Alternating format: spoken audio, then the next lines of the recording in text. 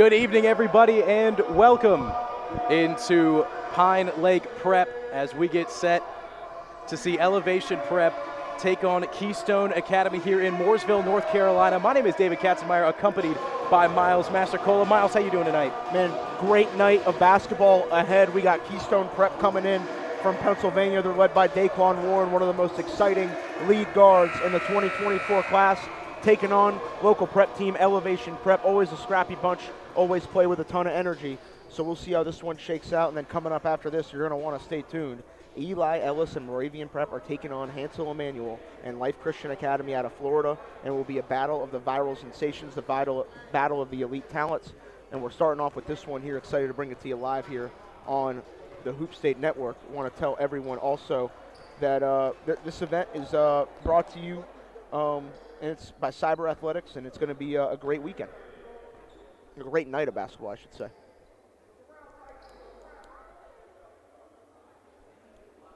Both teams wearing black. Very interesting. You should peep that, Dave. You could tell the difference, though. Oh, yeah. You could easily tell the difference. Opening tip won by the Kings as they get set. Blanchett. I think the roster might have been a mistake. I believe that's Daquan Warren, but is it? I believe so. We had some roster issue, or not roster issues, just had to switch things up quickly. Actually, I don't know. We'll take a look. Just call them by the names on the book for now. Can only work with what we got here.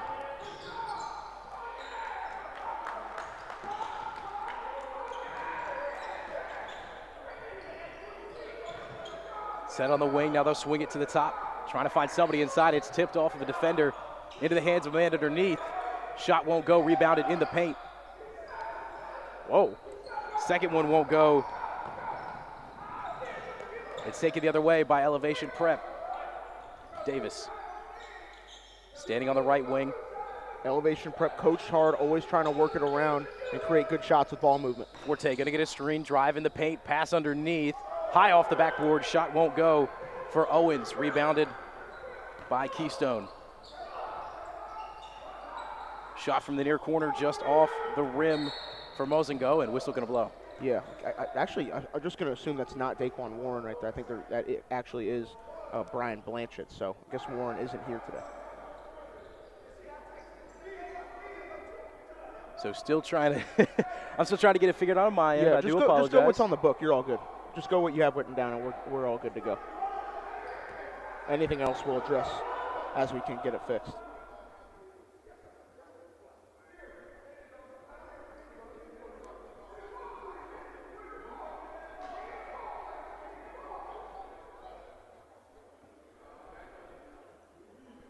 See what Keystone draws up underneath here.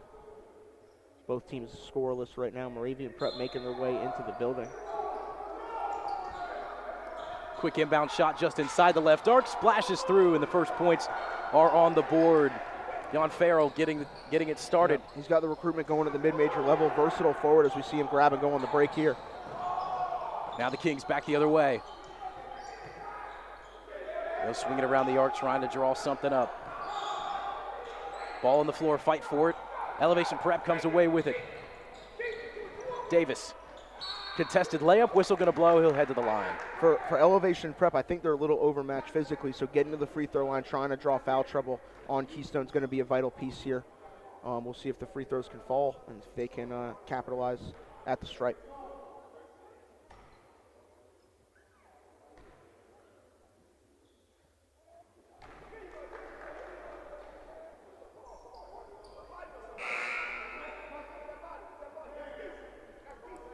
All right, I believe I got it down now. All right. We should be good with rosters. There we go. All right. So Cryon Davis for his second free throw attempt. Off the front of the rim and in. Like I said, that's going to have to continue. If Elevation Prep wants to win this game, they got to capitalize when they get to the line and see what they do. Mozingo. Driving in the paint. Get a dish it to the corner. Shot up. Nothing but air there. Rebounded by Elevation Prep. Forte back the other way. Step back three from the top. Got it to go. That was confident from the young fellow. Stepping back, letting it fly, kind of before the defense was able to get set. Elevation Prep leads 5-2. Bit of an errant pass there, and it's going to end up going off of Elevation Prep. Mascot the Honey Badgers. I think it's the first time I've seen a basketball team, at least apart from in the college setting. I love the Honey Badgers. I love it. No, I do. That's a hell of a mascot they got right there at Elevation Prep. Absolutely. I know they just threw one guy into the game that I actually know a little bit. We've covered him for grassroots. Jamar Williams, kind of an inside-out, undersized forward. We'll see what he does off the bench for Elevation. Kick to the left wing. And that one ties it up. 5 minutes, 41 seconds. Another three ball up. Trading threes. Both of these teams going back and forth. This time, Cryon Davis taking the lead for Elevation. Shot making at a high level right now early on. See if they can keep it up. Right back. One more. Ooh, thought about it. Had some pressure coming from behind. Forte, he'll dish it off. They'll try to find a man underneath. And shot up and in. Off the glass for Jamar Williams. That was a good move from Jamar right there. Kind of caught it, turned, showed a little pump fake, nothing crazy, just enough to get the defense hesitant, and drove to the lane for two. On Farrell. Standing at the left wing now, a dangerous pass. Gonna head into the backcourt, taken up by Blanchett. Gonna try to find a man underneath, one-on-one to the basket. Rebound, or the layup just a little bit low, and they're gonna fight for it. It'll be a jump ball. Elevation Prep. Like I said, this group is going to compete, like really, really compete. They swarm defensively. They're going to move the ball and play with energy. Davis looking for a hole off the right wing, and he's going to hit a wall. They'll try to swing it back out. They'll send it to Forte up top. Now Davis. Back to Forte. To Thomas. Trying to create some separation to be able to get a shot off. Forte. Not really rush at all. They're not forcing the issue. I don't believe we're using a shot clock here today, so there's no need for them to try to force a tough shot as they did there, but drew the foul. Yeah, very good defense put up by the Kings to be able to try to force that shot. However, foul put up. It's got to be more disciplined with your hands and try to avoid, getting your hand in that shooting area. Try to make sure you make contact with the ball. Just gotta be smart with the way you use your body on the defensive end, and didn't do it right there. Cryon Davis, first shot off the back of the iron. And like I said, they built themselves up a little lead here, but Elevation Prep is going to have to capitalize, like I said, when they get to the free throw line. If they're able to get Keystone in foul trouble. Isaiah Mabin checking in for Elevation Prep. Second one missed the exact same way the first one did. Ball goes out of bounds, last touched by the Honey Badgers.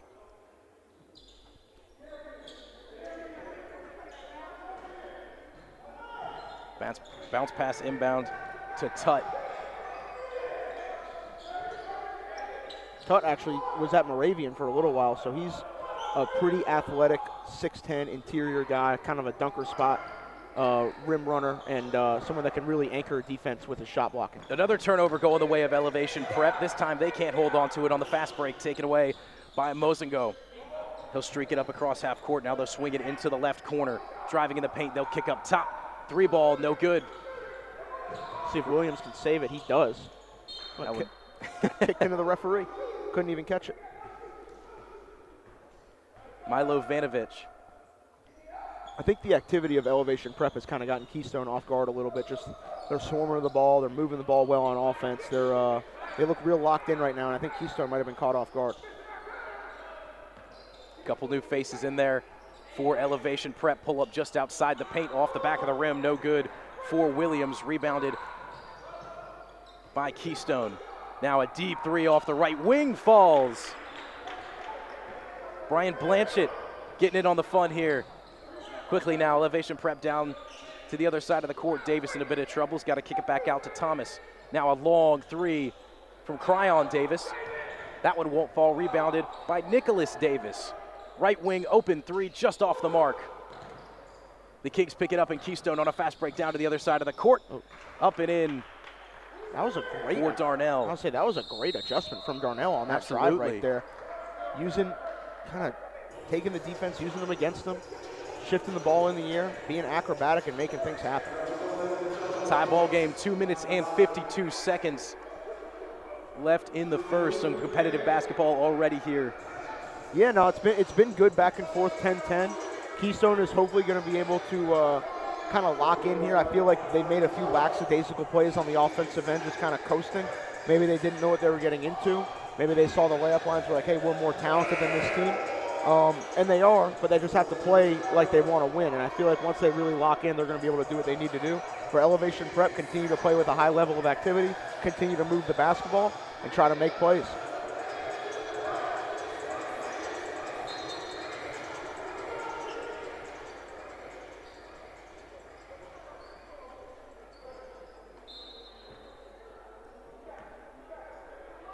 So for everybody just tuning in, this is the opening game, Elevation Prep against Keystone Academy at 8 o'clock.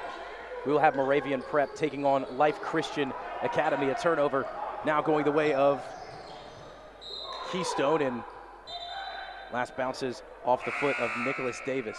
Say guys are having a hard time just holding on to the ball here.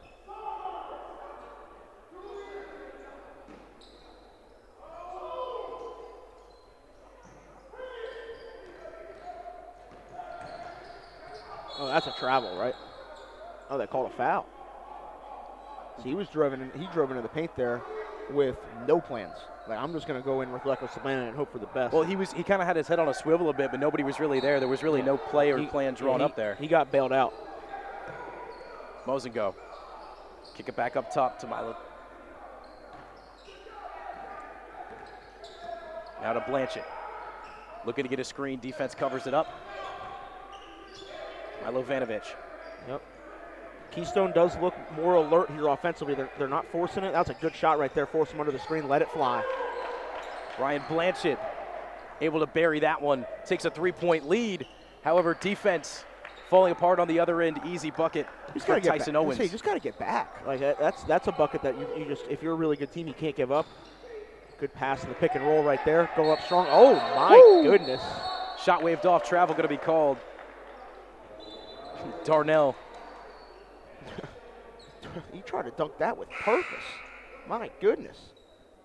Markel Darnell. That name has a ring to it. He tried to rip the rim off here at Pine Lake Prep.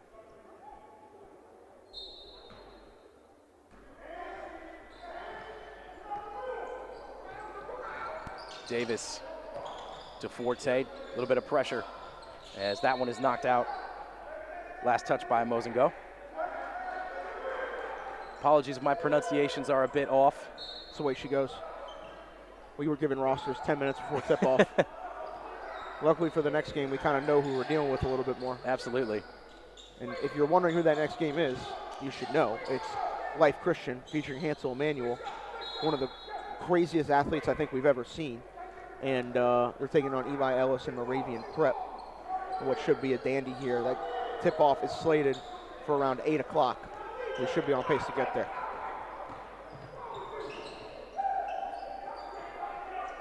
Mosengo. Now to Milo Vanovich. Covered up by Davis. Trying to work around, heads into a double team, and going to have to try to hold on. Ball on the floor, foul going to be called. Yeah, I mean, he can't put himself in the position to get trapped like that, just driving to the corner. Not the strongest kid. Put himself in a bad spot there. That might be more his rhythm. Milo Vanovich off the back of the iron. Can't get that one to go. Rebounded by Elevation Prep. Now they'll take it back up the court with some pace. Now settle down, swing it around to the arc. Forte, Davis, and Kreider. The ball certainly does not stick for Elevation Prep. They're not playing crazy aggressive right now on the offensive end, but they are moving it with purpose. And we've seen a lot of times when they're able to get that separation, they've got a couple guys around the arc who are able to knock down those threes. Davis and Forte. To those guys. Now Forte here. Milo Vanovich on him, and a whistle going to blow.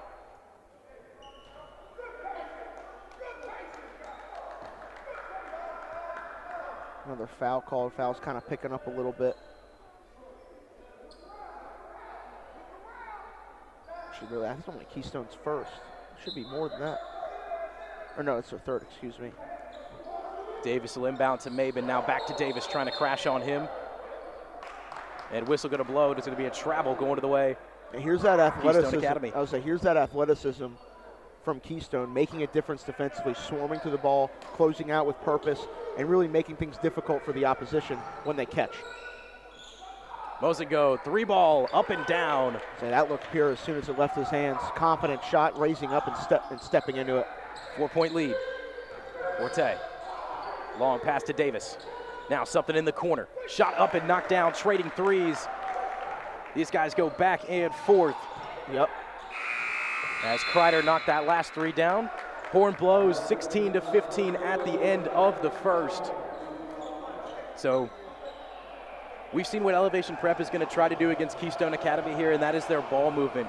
The quick ball movement accompanied by the sweet shots of Forte and Davis have been working so far. Only down by 1 after 1. Yeah, it's been a competitive battle so far. I think the biggest thing for Keystone Prep is just staying engaged at both ends of the floor, valuing the basketball, because we know that ball security is job security. You want to make sure that you're keeping your turnovers down and not giving a team that has an inferior size and talent a chance to beat you. So you want to make sure you don't beat yourself in a game like this. And I think for the first few minutes they were doing that, and I think lately they've kind of picked it up. They just got to make sure they stay engaged on the defensive end and not let Elevation Prep get to the free throw line, beat them down the court, and get open threes.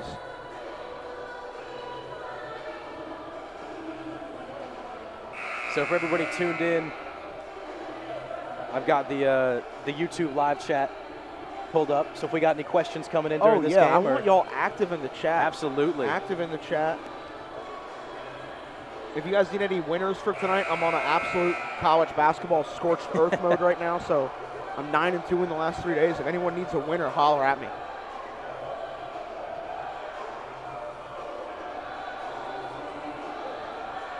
So once again, this is the first of 2 games tonight. Hansel Emmanuel and Life Christian Academy taking on the Ellis brothers and Moravian Prep at 8 o'clock Eastern.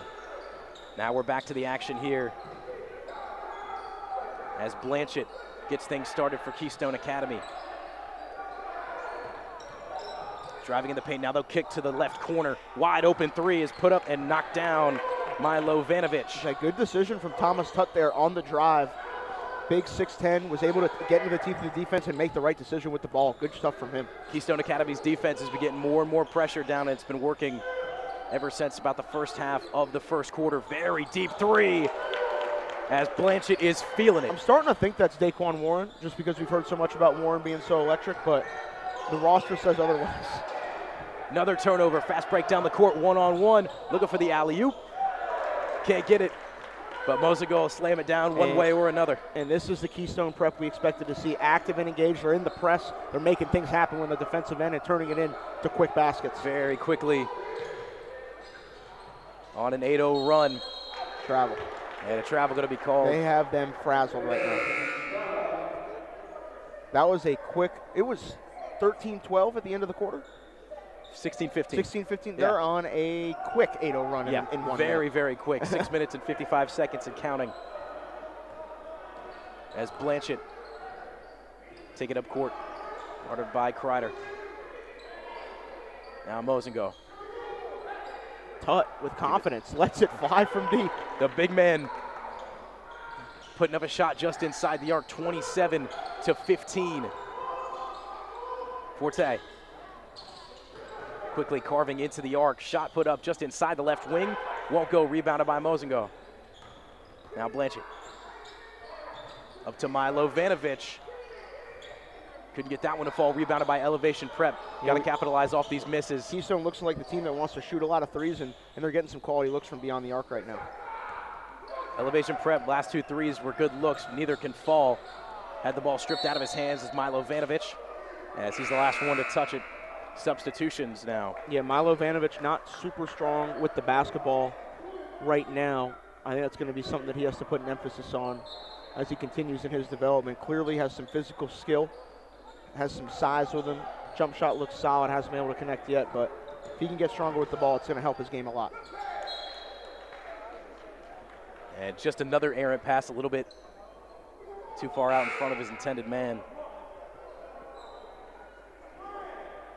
So for substitutions, Jamar Williams checks in for Elevation Prep, and Darnell checks in for Keystone. Blanchett, he's got the hot hand right now, guarded by Kreider. Trying to shake him. Now they'll work it into the left wing. Darnell, he'll kick back up to Tut. Thought about it, now he's going to drive into the paint. Loses the ball, back the other way, fast break. 2-on-1 down the court, and that one swatted. I don't know why he's even thinking about trying that. No disrespect. Like, Tut's got about a foot on him? At least. Like, Thomas is a legitimate 6'10", and I mean, he made a mistake on and not being secure with the basketball, but he was able to get back and send the ball out of bounds. So just one that I probably wouldn't have tried if that were me, and I'll leave it at that. So once again, right now, this is Elevation Prep taking on Keystone Academy, and at 8 o'clock, we have the nightcap. We've got the game that everybody is talking about in the chat and that everybody is going to be in the building for. Hansel Emmanuel and Life Christian Academy taking on Moravian Prep and the Ellis brothers. No, it's gonna be a battle. I'm excited for this one. I think one of the things I'm excited to see is the wing matchup between Mayar Wall of Moravian, who I know you've seen him play a bunch of times, is a difference maker for that team, and Angel Montas, who, you know, obviously Hansel gets all the shine. I think it's safe to say that Montas is the best player on that roster.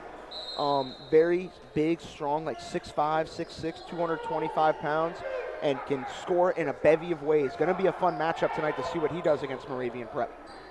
Deep three ball from Kreider won't go. Now to the hands of Blanchett, spinning around a defender, entering from the left wing. Now to Darnell. He's going to try to spin his way free. Blanchett opening himself up. Shot won't go off the back of the rim. He has a beautiful shot.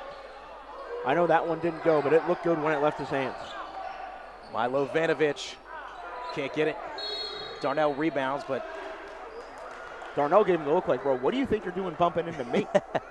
and it is extremely apparent, if it's not on camera, the size difference right now of the bodies on the floor. 4 out of the 5 guys standing for Keystone Academy are taller than every single one of the guys on the floor for Elevation If I were Prep. to describe the size difference in one word, it would be considerable. It's a considerable difference. Absolutely. And see if Tut can take advantage of it here. Tut was trying for a no-look pass to Darnell, who was sneaking free under the basket. But a whistle blows. Definitely the right idea to get him the ball, but didn't need to do any of the extra stuff, to be honest with you, and kind of got lucky to draw that foul. 5 minutes and 4 seconds. 12-point lead for Keystone Academy. Turnover going the other way. Called an offensive foul on Darnell. 4 fouls committed by Keystone, 3 committed by the Honey Badgers.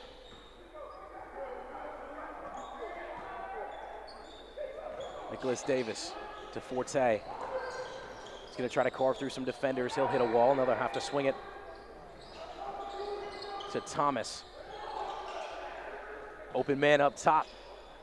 It's Davis. He can't get the shot to go. Rebounded by Darnell. That was probably their best possession of the half, if I'm being completely honest with you. It resulted in a good look, unable to get it to go. But this Keystone defense has been a lot to deal with for Elevation Prep since we turned to the second quarter. Milo Vanovich. He's got Tut if he needs it. Now he'll kick to Blanchett. Blanchett. That's not a travel. Down the baseline. That's not a travel. He kept that left foot close to the baseline on the ground until after he dribbled. That was a bad call. It was a good move, and the ref I guess he got the ref too. Elevation Prep has got to go back to what they were doing in the first quarter. They got to stand tall up top, keep that ball movement going, consistent ball movement. I don't understand why a couple of these guys are trying to drive in on these 6'7", 6'8" guards. I think it's because the pressure and size is rushing them, and it's getting them out of a rhythm, and they're hesitant on their drives. So and that's what we've seen, especially when the defenses come crashing, when they're playing a bit more press. But when that press backs off, that's kind of where they were shining in the first quarter, and that's why they knocked down a couple big threes. Yeah.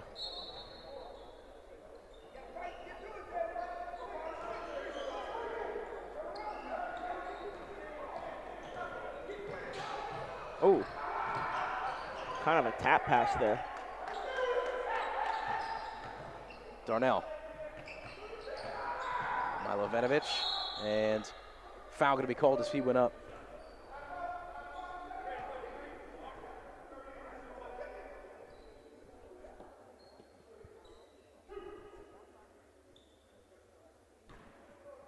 Did Webb type that? Had to have. Had to have. Had to have.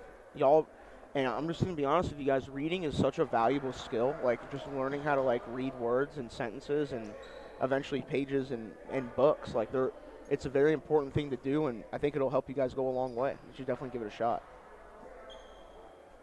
I think he's yelling. I think he's yelling at the chat. I mean, guys, like it's a pretty simple concept, and I trust our viewers as smart people in theory, and we hope that you guys can become literate individuals one day.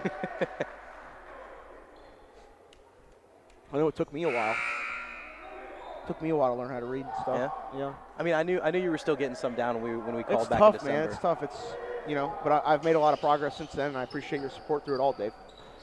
Of course, happy to be here for you. Always. Shot up inside the arc, just off the mark. No points so far in the second quarter for Elevation Prep, 29-15. My boy stepped out. He's having a tough day.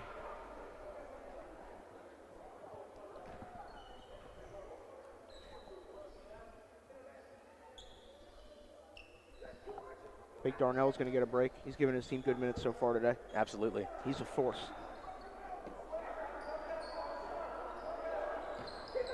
Forte. Trying to drive, looking for a no-look pass inside. He was looking for Owens. Owens didn't see it. It snuck by him. Now fast down the other way. Keystone. Blanchett stands on the left wing. Now he'll kick it to the right side. Baseline drive. Whistle going to blow. As Odin Beckford gets his first minutes. Came in, got the ball, went right to the basket, drew a foul. Good start for him.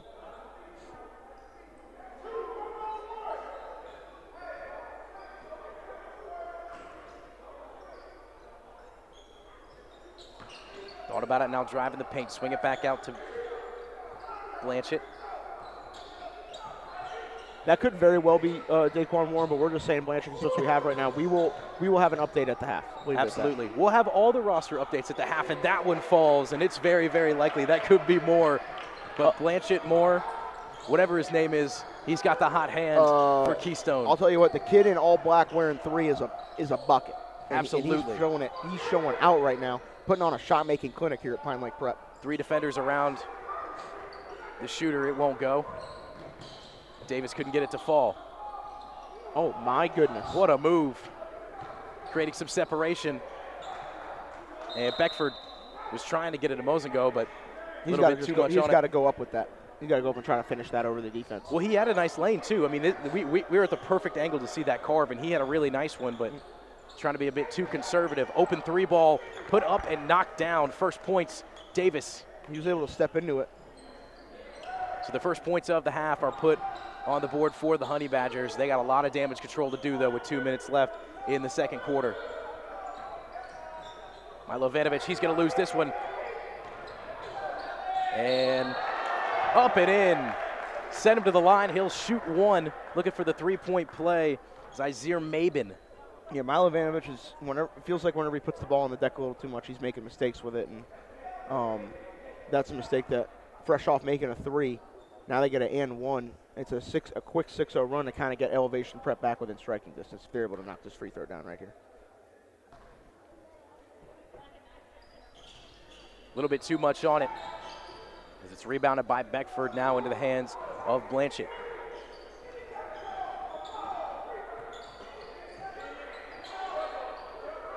Milo Vanovich. That was a dangerous pass, too. It was. We saw a couple of those that went for turnovers in the first quarter. That one, luckily for Keystone, lands safely. I'll say for the most part, they've done a good job of cleaning it up. Don't give them space. Oh, good pass. 3 ball up from the right corner. Off the back of the rim. Rebounded by Elevation Prep. Now they're going to try to move with speed up the court. He was out of control on that drive and got bailed out. Credit to him. Credit to him. He's diving headfirst in the pool right there. Quite literally in the 4-foot end. Wasn't much room for him to go. Not in the least bit. Either way, chance for points here. Zaire Mabin, the 5'11" sophomore. Very interesting free throw stance, but knocks that one down. Kind of has 1 foot in front of the other, shoots it from his toes. Everything from the waist up is pretty standard, but Couple substitutions on either end. Thomas Tutt back into the game for Keystone. Yeah, he's been good for them, been one of their better players so far. I feel like when they have him and Darnell on the floor, it makes that front line even more imposing. Jan Farrell checking in. Odin Beckford will head to the bench. Yeah, Farrell had a splash early. Haven't seen too much from him lately. We'll see if he's able to finish the half strong. Minute 16, looking to make it 10-point deficit. Can't do it. Rebounded by Keystone. Now here is Farrell. He'll give it to Mozingo. Give it up to Darnell. Couple new faces in the game for Keystone. Farrell, he'll hit a wall. Now they'll swing it back up to the top. Tutt was open in the right corner. Trying to dish it out, and it'll be a turnover. Now, they were just out of rhythm there. Tutt should have either shot, they should have either given it to number 4 on the wing, but he has kind of been off, so they forced it to Tutt, and then Tutt made the wrong decision. Should have shot it. It's a quick inbound and an errant shot. Rebounded by Keystone. Nice move and adjustment in the lane. Layup won't go. Strong drive there, just couldn't get the finish. Forte trying to go high off the glass with a bit of spin on the ball, can't get it. Tutt to Milo Vanovic. Trying for an adjustment there, just tried to do too much. Thankfully falls in the hands of one of his teammates. That's 2 on the board. Forte. Yeah, Tutt doing a good job with his activity at both ends of the floor. Affected the shot, didn't block it on the defensive end, and then cleans it up for 2 on the offensive end. Forte, step back 3. Gets it to go at the buzzer. It's a good way to end it if you're Elevation Prep. It is, keeps them within 10. That was a really bad quarter to start, but they were able to finish the last 2 to 3 minutes strong. We'll be back in a little bit for the second half here between Elevation Prep and Keystone Prep.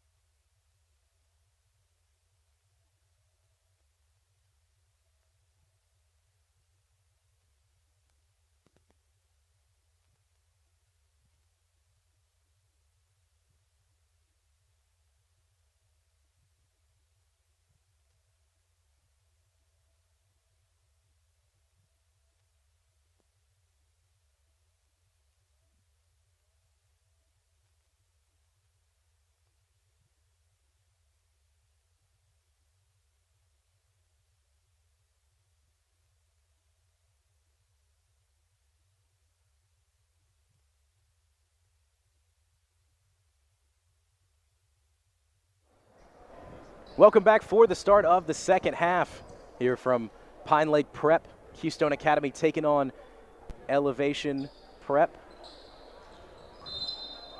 As Elevation down by 10 right now. They had a good into the first half, but they got to get it rolling here, and this pressure defense is already becoming a problem once again. Yeah, I think for them, they just got away with the travel. I think for them, they just got to continue to play with the same energy. I was just talking to their coach. He's happy with the way his guys are battling. A lot of young guys, but he just wishes they were able to avoid a few of the mistakes, and he thinks they're going to have a better second half. Quick turnover on the other end from Keystone falls into the way of Elevation Prep. Davis will send a high to Forte as he crosses midcourt. Now trying to feed it inside off the left wing. Forte, deep three, high arcing shot, and that one falls. He's been able to make those look so pretty all night. That's got to be at least his third. Yeah, he's a confident young player, man. You got to like with the way that he's playing. He was over and back. You got to pay attention. Jan Farrell made an unnecessary mistake there. Had Tut open underneath. Wasn't able to get it to him. And another error. So Elevation Prep can get back in this one and draw it within an easy two-possession game. Up to the bucket, whistle going to blow. Too hard off the glass was Nicholas Davis. Yeah, Davis was able to kind of get that step there and just force Keystone into committing a foul with the way they were guarding him. Went up with purpose and finished strong, or tried to finish strong, but was able to draw the foul.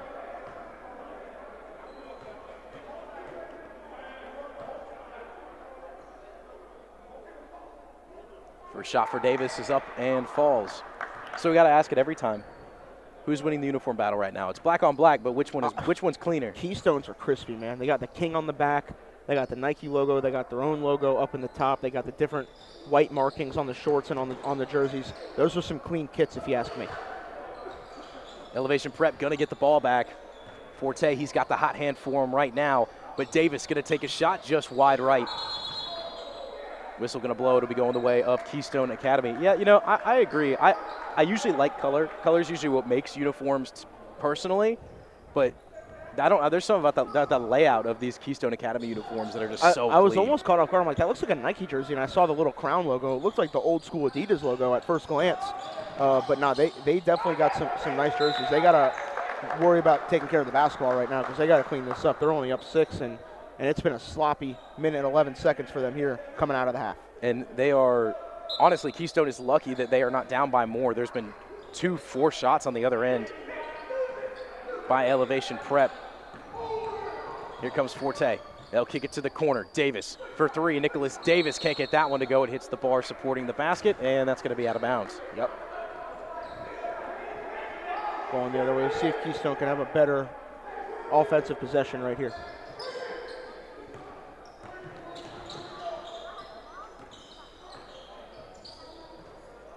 High pass to Tut. There's a miscommunication. He'll try to work around Davis behind his back, driving into the paint, and he's going to hit the floor and go to the line. Tut, good move going behind the back on the drive there. Was able to draw the contact to see if he can connect at the line. Very unique player, like we said, has some legitimate skill for being 6'10". They call that on the floor? I guess so. I thought that was a shooting foul. I thought so too. Well, Blanchett to inbound, his first touch on the ball in the second half. Farrell, his pass taken away, down the other end. Bring it down. Jalen Thomas. Thomas getting above the rim with confidence. Good thing to see. Elevation Prep looking to battle right now. They got it within 2 possessions. We'll see how they handle it. 4-point game. Blanchett and the Kings got to be conservative with this one. On the wrong end of a 6-0 run right now. See what Farrell does. To Farrell. Whistle going to blow. Shot won't count. And we did get confirmation that is Blanchett. We did. I asked him himself. I said, "Sir, what's your full name?" He said, Brian Blanchard. I said, "Okay, sounds good to me." I just wanted to make sure we had a little confusion in the booth. He said, "All good." Quick interaction, but productive. So he's been the player of the game so far, and he's going to have to show out here in the second half again to be able to retain this lead. He's just making shots. That's been the key for him so far, and we'll see if he can continue to do it. thought about raising up right there, had the room to do so. Got a screen from Tut. Now he'll send it to Mosengo. Now back to Blanchett. Can he knock this one down? Rattles in and out, but a tip ball back up by Kabori. Blanchard was shot ready there. Had a good look at it. Wasn't able to get it to go over and back. Just mental mistakes on Elevation Prep's part here. 5 minutes, 26 seconds remaining in the third. 6-point lead for Keystone. Young team playing a mature bunch, and just weren't able to make it happen there. Shot from the right corner. 3-ball won't go. Rebounded by Elevation Prep. Ball on the floor. And Jalen Thomas sat on top of it. Timeout going to be called.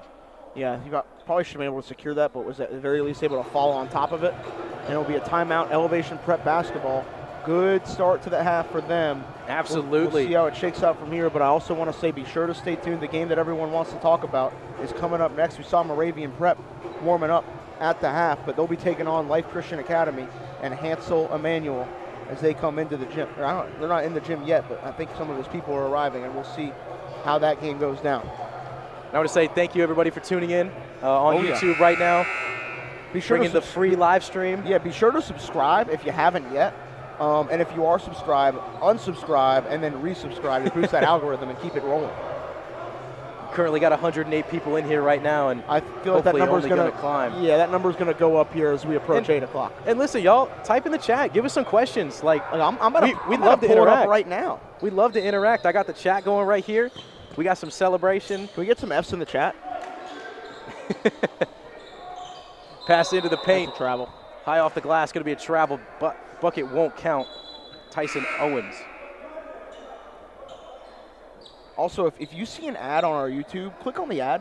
It'll throw us a bone, and then you could easily just exit out of that right there. Miles, we're losing viewers, man. You gotta stop talking. Nah, dude. It has nothing to do with me. 5 minutes left in the third quarter. Blanchett get a screen for Darnell. Now swings him into the paint. Another dangerous pass, thankfully picked up by Mosengo. Not a ton of movement for Keystone off the ball, and it's led to a stagnant offense. Deep three, that one won't go. 0 for 2 in the half is Blanchett from 3. Swarming defense towards him. Mosengo for 3, just short. Trying to get back to his own rebound. That ball tipped up in the air, picked up by the Kings. Swarming in is Farrell, and he's going to be fouled as he sent that one up to the bucket. Yeah, Milovanovic kept that ball alive and was able to find a cutter. It was Jan Farrell, and he was able to draw a foul and go to the line. Like I said, one of the more talented kids on this roster. We'll see if he's able to have a productive second half, and he made that first one right there. Gym's starting to fill up a little bit. We got under an hour now until the game that everybody is waiting for. Second one up and in.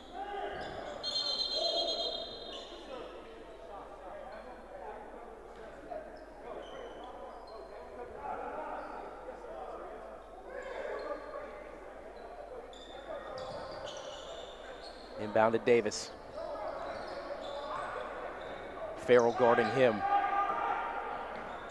I'll tell you what about these young kids. Ooh, confident. Looking for a step back. There was a bit of a wall there. Now they're going to swing it to the corner. Driving down the baseline is Kreider. He can't get that one. Second shot won't go. I'll tell you what, Elevation Prep wants this game right now, and they're battling on the offensive glass, as you see right there. They're trying to create offense, and if they're just able to stay disciplined and continue to battle, they might find themselves within striking distance late in the game, and possibly if they go on a run, hit some shots, they could sneak this one. That one rattles in. 7-point game. Isaiah Mabin checking in for Tyler Kreider.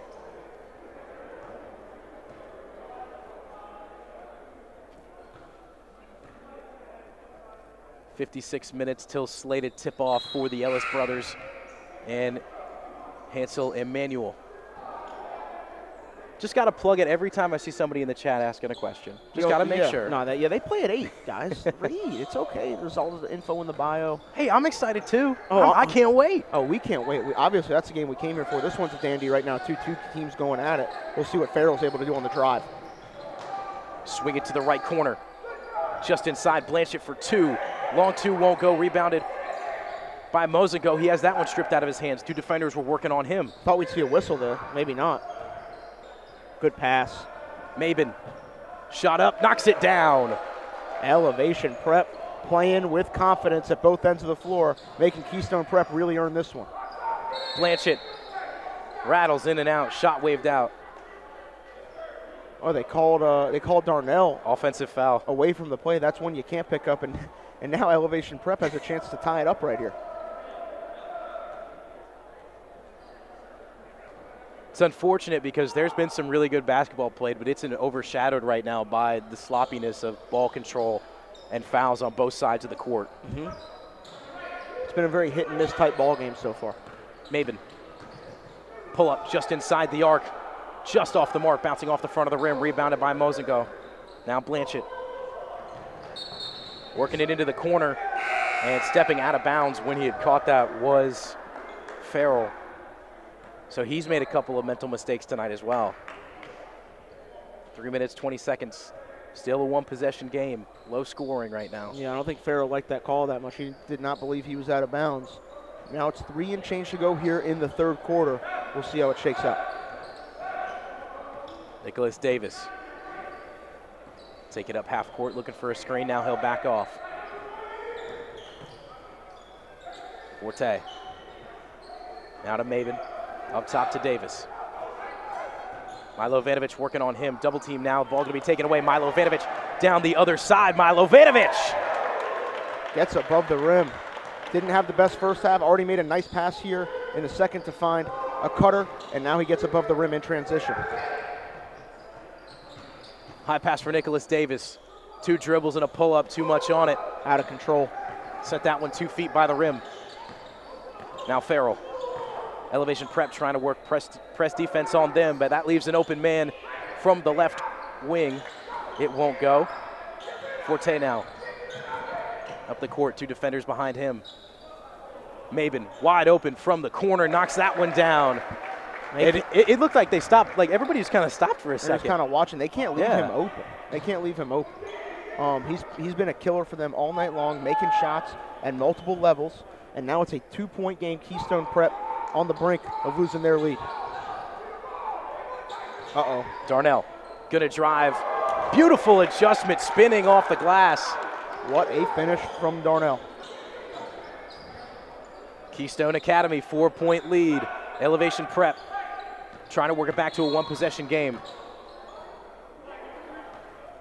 Man, credit to Elevation Prep just battling in this one versus Keystone. It's been everyone in uniform is giving it all they got.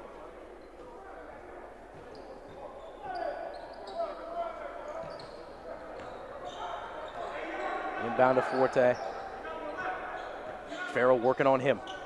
He's going to get a screen, trying to drive into the paint. And that one's swatted away. Basket shakes, rebounded by Elevation Prep. Now loose on the floor. Here comes Darnell. They've got numbers down the court. Slam it, boom! Jan Farrell, get above the rim, my friend. He punched that one. Keystone Prep back in front by 6. And here comes that pressure. Looking for another highlight reel play. Darnell couldn't get his hands on it. Got to catch that. Davis. Inside the arc, won't go. Rebounded under the basket by Elevation Prep. Shot can't go for Thomas. Now Blanchett looking for the alley-oop. Darnell wasn't there, a bit too high, but he's going to get the rebound. Now Blanchett from the corner, and he's getting himself hot once again. Say, if he's able to get back into a rhythm shooting the ball, that's a quick run. We've seen this Keystone team just kind of flip the switch and just go on runs here. That was a big one right there here at the end of the third, and one the other way. Isaiah Mabin single-handedly keeping his team in this game for the second half. You want to talk about showing out at a big time, this kid's done it. It's an awesome opportunity for him on this stage to be playing against a lot of guys that are going to be going to the next level, a lot of Division I guys, and he's definitely making a statement, showing everyone what he can do. Now he's going to have to do more of it if he wants to give his team a chance to win, because he has really been the guy here as we come down the stretch of this ball game. 44.1 showing on the clock in the third. He's able to convert the 3-point play, 6-point lead for Keystone. Blanchett trying to use some pace. Now they'll kick it to Farrell, Tut from the left corner, way too much on it, rebounded by Milo Vanovich, but taken away by Elevation Prep. As Isaiah Maven can't get that one to go, a little bit light on it. Yeah, short arm that one a little bit. Has been shooting it really well all night, but now they got Tut on a mismatch. Oh, and they weren't able to use it. They're going to set Tut to the top. Blanchett looking for a screen from him. It's covered up. Now to Farrell. Farrell spinning on the pivot foot for three at the buzzer. Can't get it to go. 47-41, two-possession game. Keystone Academy leading Elevation Prep as we got 8 minutes left to play here before Hansel Emmanuel and Life Christian Academy come into the building to take on the Ellis brothers and Moravian Prep.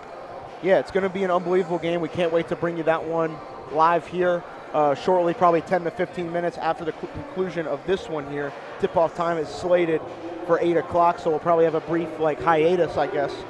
We won't be on the mics to entertain you there, but stay tuned until around 8, when we do have a dandy of a fourth quarter here between Elevation Prep and Keystone Prep. Keystone has a 6-point lead in what's been a back-and-forth game. Elevation kind of struggled there down the stretch just to get some stops, some shots started to fall for Keystone after forcing some turnovers.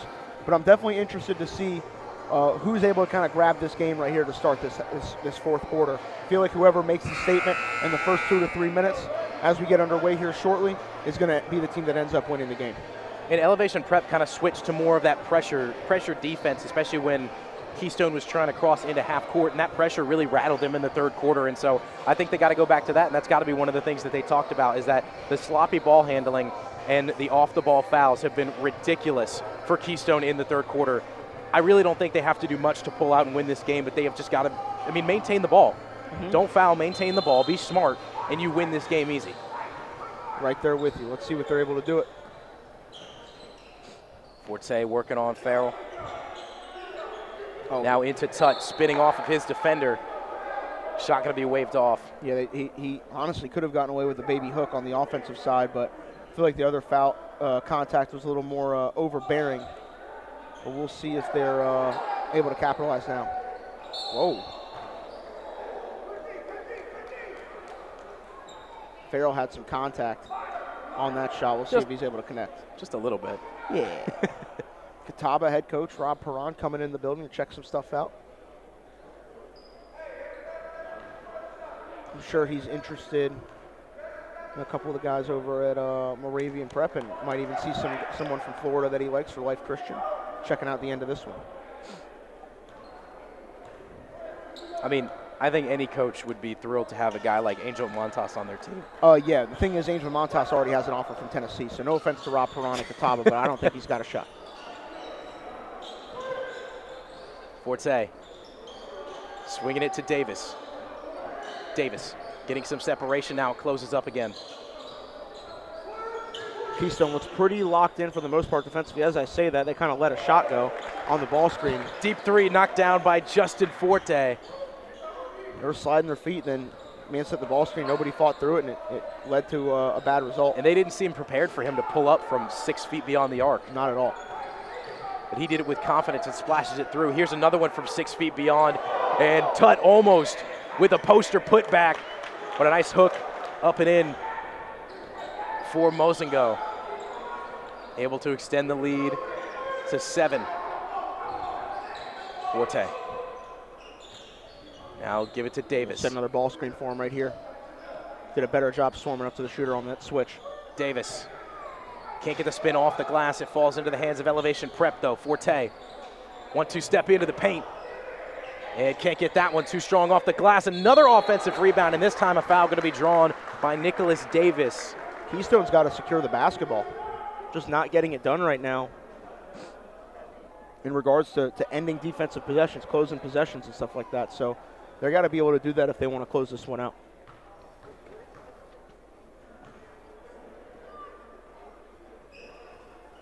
Yeah, somebody in the chat talking about shorts and T-shirts. It was 80 in Charlotte today. Yeah, it was. That's crazy for this time of year.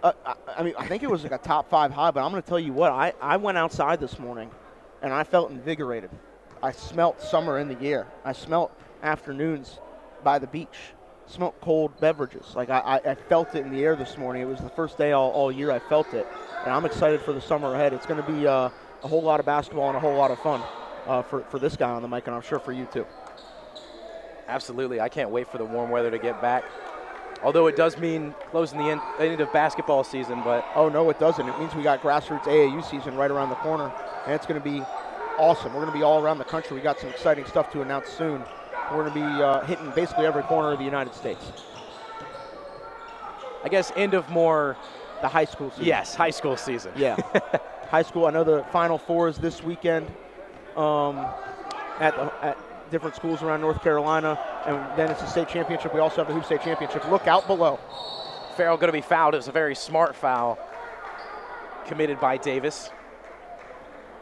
Yeah, Farrell has been really, really engaged here in the second half. He's made a few mistakes, but it's pretty apparent what he brings to the table with his skill level, his athletic ability, and kind of his motor when it's humming where it needs to be.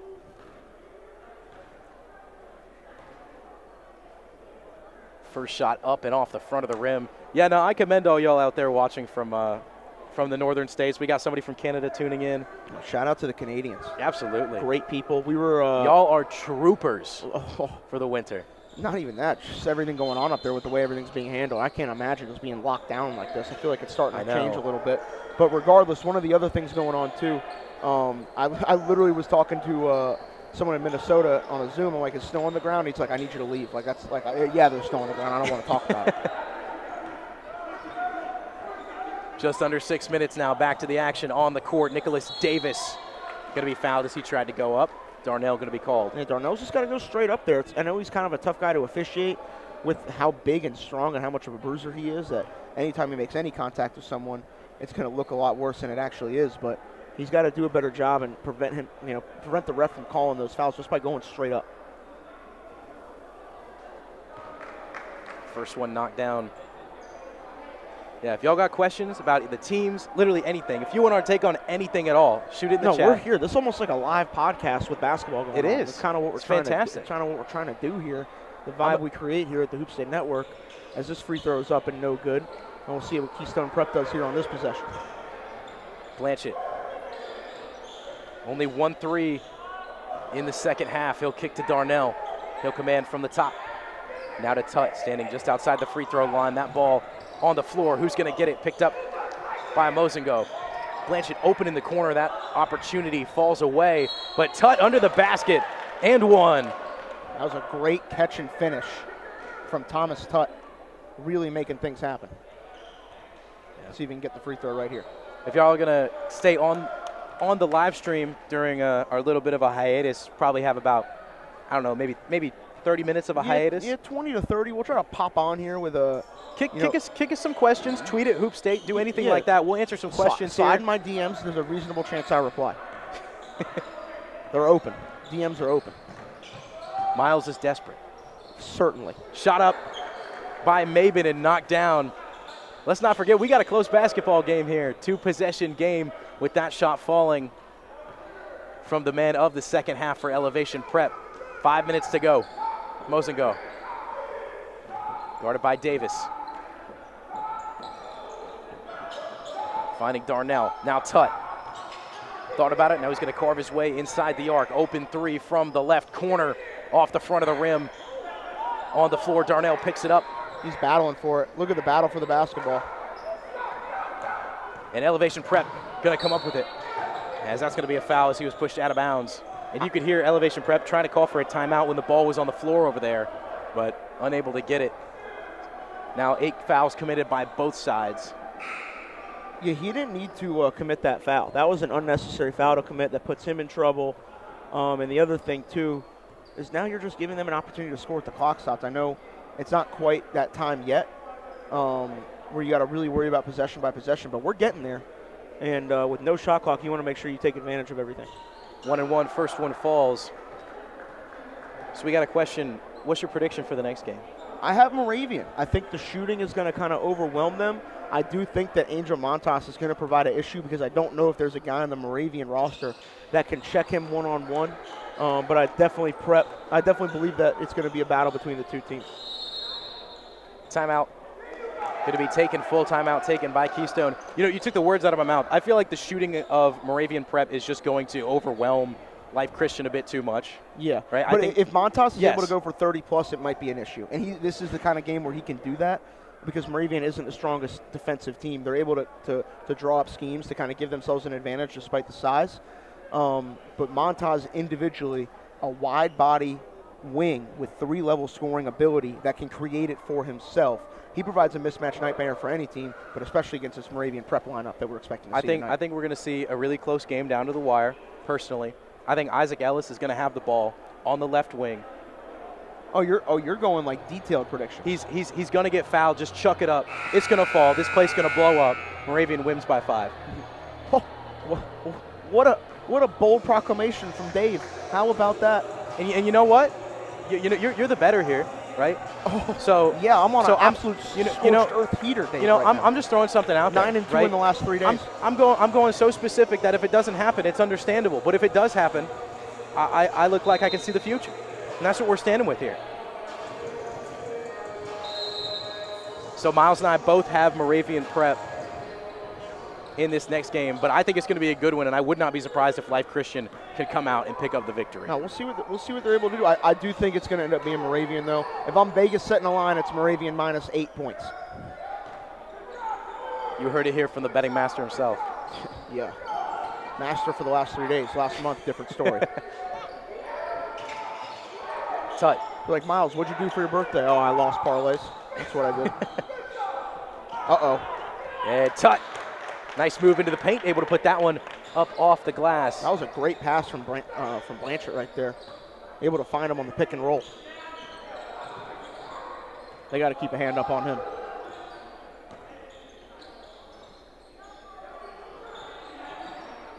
Three minutes, 40 seconds left, 56-49 in the favor of Keystone.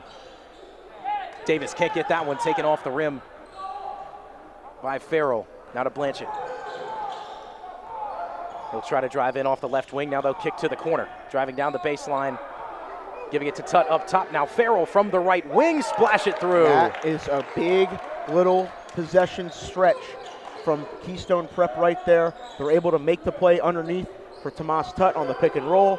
Then they're able to get a big-time stop and come down and move the ball, give up a good shot for a great one for the 3 to put themselves up 10 with 3 and change to play. Got to keep an eye on the fouls, too. 8 committed by each team. Maben in a bit of trouble, having to dish it out. And Davis open underneath. That foul should not have been committed in the first place. I don't understand why they're gambling defensively. Like, they haven't really been able to create on you straight up all game for the most part. Sit back and let them try to go at you, especially when you're up 10 with 3 minutes left. Like, go get one on me. I'm not going to like gamble and give you the window to go make a backdoor cut or to beat me on a step. I'm going to play you straight up and try to score on me. And I'm surprised they did that right there. That one misses. So cannot convert on the 3-point play. Still stands at an 8-point lead. Now Blanchett. Throwing it high for Mosengo. Trying to use his size to his advantage, and that's going to be a foul. As Kreider tried to reach in and strip that one away. It looks like we're probably going to have about a 30-minute break or so. The game does start at 8 o'clock. For anyone wondering, we'll be back on the mics about then as we get ready for the tip-off after the conclusion of this one. Still 2:36 left here, 59-51, and looks like Keystone is going to try to add to their lead at the strike. Our boy William from New Hampshire saying Eli's going to drop 25, Hamilton 10 assists. What do you think about that? I'll tell you what, that's a great prediction because that's probably about what they average. Because Hamilton Campbell has proven himself as probably the best dimer in the state of North Carolina with his ability to move the basketball around to his teammates, and Eli Ellis, when he's making those shots and getting the defense on his hip and getting to the paint, he is a nightmare to deal with. We called him the problem child for a reason. Heavy press defense. Mosengo able to knock down both of those free throws. Now elevation prep. Maben just rattles out a little bit too much on it. 10-point leads starting to slip away. And a foul going to be committed. Yep.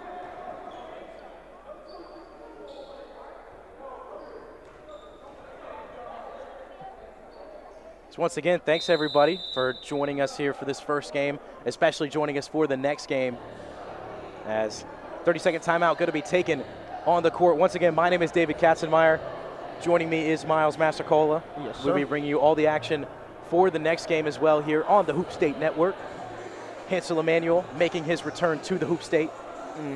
Looking to bring the building down, the one-armed wonder. He's a gem. He's a true gem. Being able to see him play and do his thing has been special to see. I'm happy he's back, and look who just walked in. Oh, boy. Donnie Boy is in the building tonight. You know it's a movie when Donnie's here. What a scene this is. Donnie and I are matching on the pants. Oh, wow. How about that?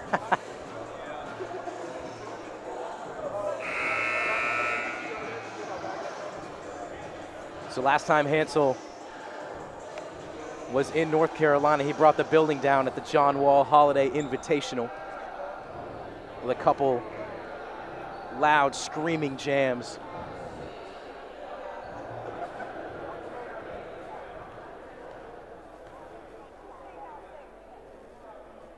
Blanchett knocks the first one down. He has been great today with the ability to make shots. I know it kind of teetered off in the second half, but he really carried them in that first half when they weren't able to get a ton else going.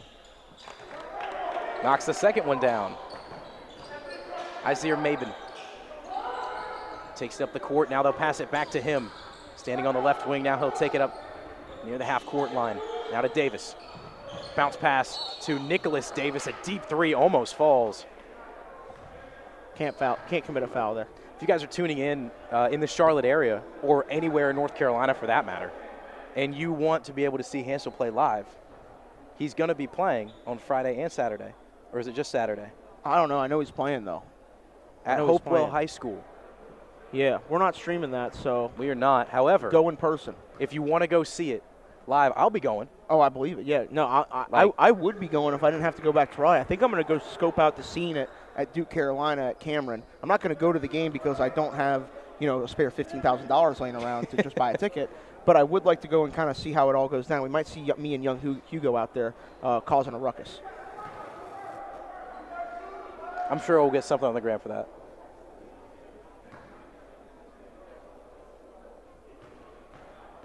Davis looking to knock down the second one as he gets that one to go. 10-point game, 2 and change left, still not out of the woods. If you're Keystone, you got to make sure you can play the game the right way down the stretch and not make any big mistakes.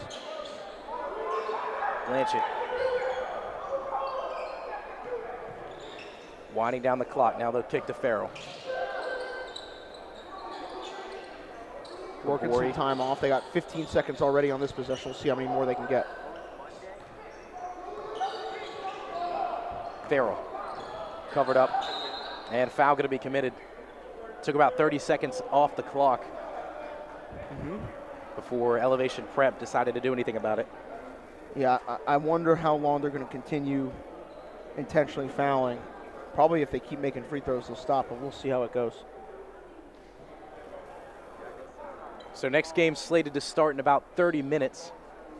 So probably only a bit of a 20-minute hiatus. I'm going to hop on. I don't know if you are a little bit before, kind of talk to the chat. Talk about the game. About 5 minutes before the tip. Absolutely, I'll boot up here with you, Dave. We'll see how much longer this game lasts and see how much of a hiatus we have. Because I have a weird feeling that Elevation Prep is going to try to extend this one as much as they can. Brought the camera out tonight. Going to go take some flicks of the Versatile warm-ups. Dave in the building. How about that? You can read, write, and take pictures. Congratulations. Thank you. No doubt. I know it's a high list of You've earned all those awards. skills. Wow. 3-ball up and good. Davis knocks that one down. So if there was any doubt that they're going to try to foul and extend this one, they're at least going to try to get a takeaway here. Blanch has got to be careful as he gets that one. He looks good. He looks comfortable with the ball in his hands. He's running out of time to get that one up the court. Beautiful pass into Tut, and the size difference is extremely measurable on that one. Easy lay-in for him. Coach from Keystone not happy with the lack of a call there, and I get it. Tut definitely got kind of tugged on a little bit. So we'll see what happens here. Like we said, minute 2 left in this one. Be sure to stay tuned as we come down the stretch here in this one, because coming up in a little bit, Hansel Emmanuel is taking on Eli Ellis, and Moravian Prep going to be a dandy. Can't wait to bring it to you live. Tip-off right around 8 o'clock. So if I am correct, I believe Hansel just got an offer from Memphis, didn't he? He did, and that's his 3rd Division I offer. I know he has Tennessee State. I want to say he got Howard. I want to say it was another HBCU. And then Penny Hardaway coming in with the Memphis offer really changes the way his recruitment's being looked at. And we'll see, here we'll see where it goes from there. I know Hansel is a huge commodity. I know he's a unique talent. And the fact that Penny's going to give him a scholarship offer is awesome to see. And I'm curious to see if he's going to take him up on that offer, to be completely honest with you.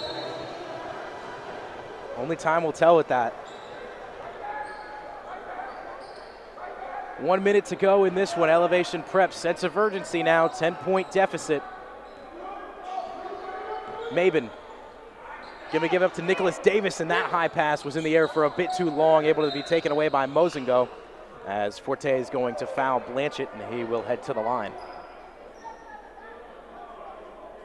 See if he makes these, if they get a stop, or they continue to foul.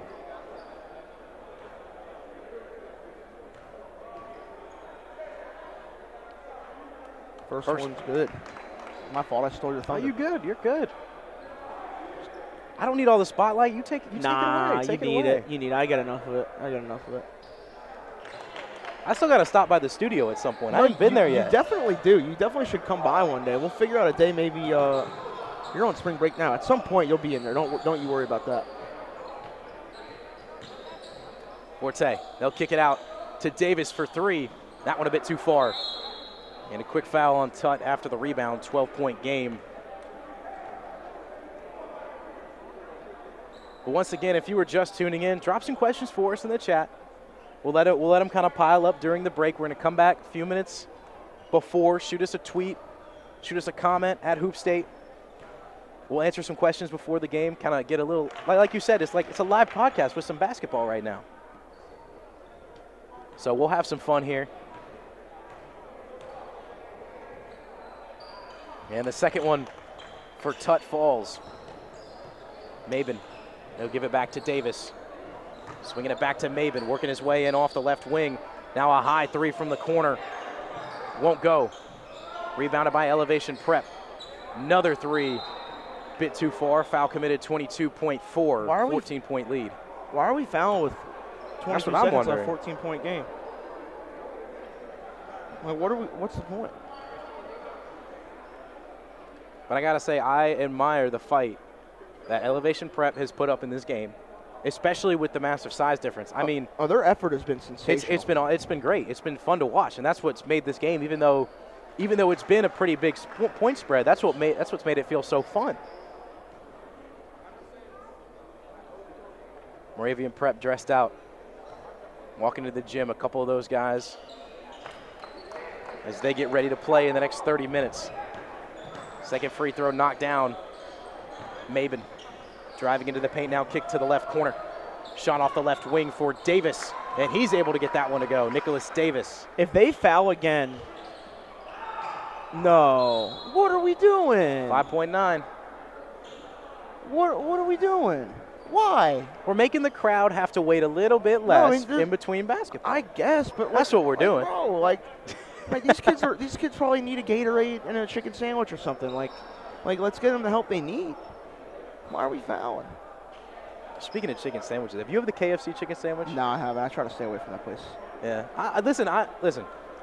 I don't normally stray out of like a few places, but everything was absolutely slammed in Boone the other day, except for KFC. So you just made the move and I made the move to go get the chicken sandwich, and I'm going to be honest, but behind Chick-fil-A, that is the best chicken sandwich I've had from a fast food place. It's a hot take.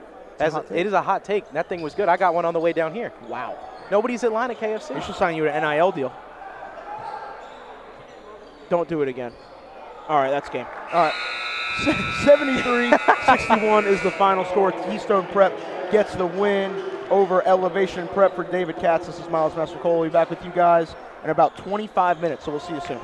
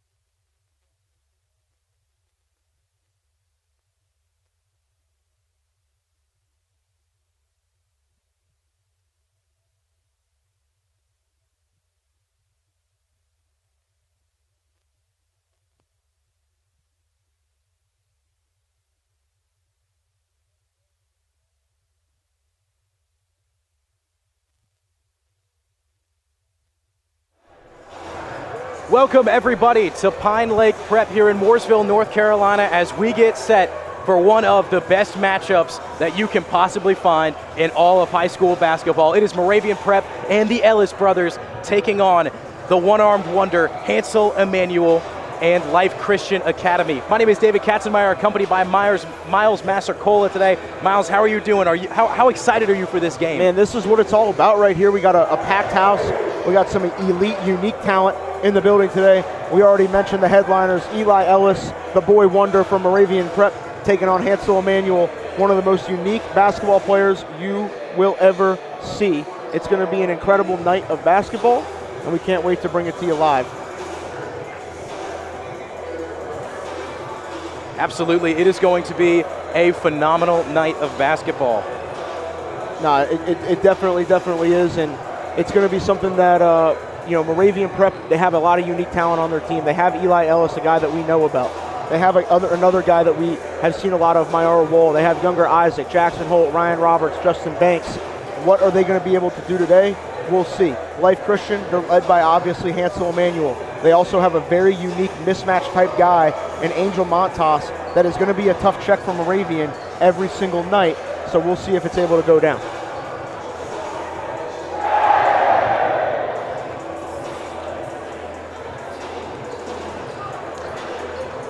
"45 seconds showing on the clock until we get started with this one." Yep, here we go. The music is blaring, the environment's pumped up, the warm-ups were exciting. We had Ryan Roberts throw it between his legs and get the crowd to their feet. The Ellis boys are locked in. Hansel and his guys are ready to roll. It's going to be a battle here at Pine Lake Prep live from Mooresville, North Carolina on the Hoop State Network. The man to watch for Life Christian Academy, if you've never seen this team before, apart from Hansel Emmanuel, is number 15, Angel Montas, the 6'6" senior with an offer out of Tennessee. He is an extremely physical guy. Moravian Prep, like you had said in the first game, really doesn't have somebody that can match up and play him one-on-one. So Montas could be in store for a big night, and he's going to have to be if Life Christian wants a chance to take down the Ellis brothers. And the biggest thing tonight, too, is what is the approach going to be? Moravian Prep just had a heartbreaking...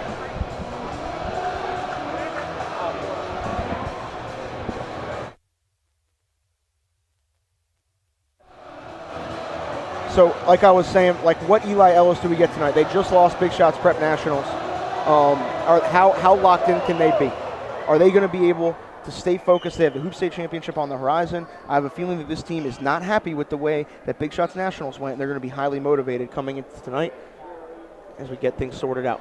Starting lineups about to be announced on both sides. Once again, thank you for tuning in here on the Hoop State Network. Just past 300 live viewers. Mm-hmm. Appreciate everyone for tuning in. Hopefully Absolutely. That number continues to grow as this game gets going. And, like you said, Montas is going to be a lot to deal with for Moravian. The Ellis brothers and just swarming out, staying disciplined to the three-point line. Defensively, that's what's going to be Life Christian's biggest challenge, I believe. And we'll see which kind of style takes over the game and which team is able to kind of dictate the pace. Two well-coached teams.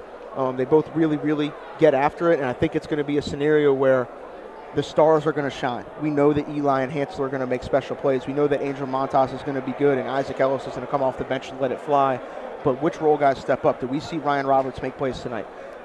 Is Angel Montas going to be a guy that's orchestrating things for people other than him? Can he get the ball around? Can Hansel Emmanuel make plays at both ends of the floor? That's what we're going to see, and ultimately I do believe that the stars are going to decide this game. Absolutely. I completely agree, and I think it's going to be Montas and Hansel. That's going to be their show. I mean, there are other guys on this team who can show out and do what they do, but if they are going to have a chance to win, both those guys have to come out, and they have to have big games. Hansel averaging, I believe somebody in the chat said earlier, about 25 points a game. He's got to come out, and he's got to be able to show what he can do. And Montas, he's got to come out, be the physical guy underneath, be the guy who can drive to the basket and carve through defenders, be the guy who can push his way to the rim. I was going to say, he's also proven to make tough shots. And yes, I remember he's a shot maker. In that Burlington School Championship game at the John Wall, he was knocking shots down, and Hansel had a stretch there where he took over the game. And I think if Hansel can be efficient with his field goal percentage, and also we know what he can do as a help side shot blocker, someone that gets back in transition and can protect the rim, we'll see how it shakes out. I know it's going to be a battle as we get prepared to have the game going down. I'm not sure what we're waiting on. Possibly trying to get everything sorted. Officials are down here at the scores table talking about something. Some familiar face. I think it's an issue with the book. It's going to get sorted out, and we'll keep it pushing. No starting lineup announcement. So once again, my name is David Katzenmeyer. Miles Massacola with me.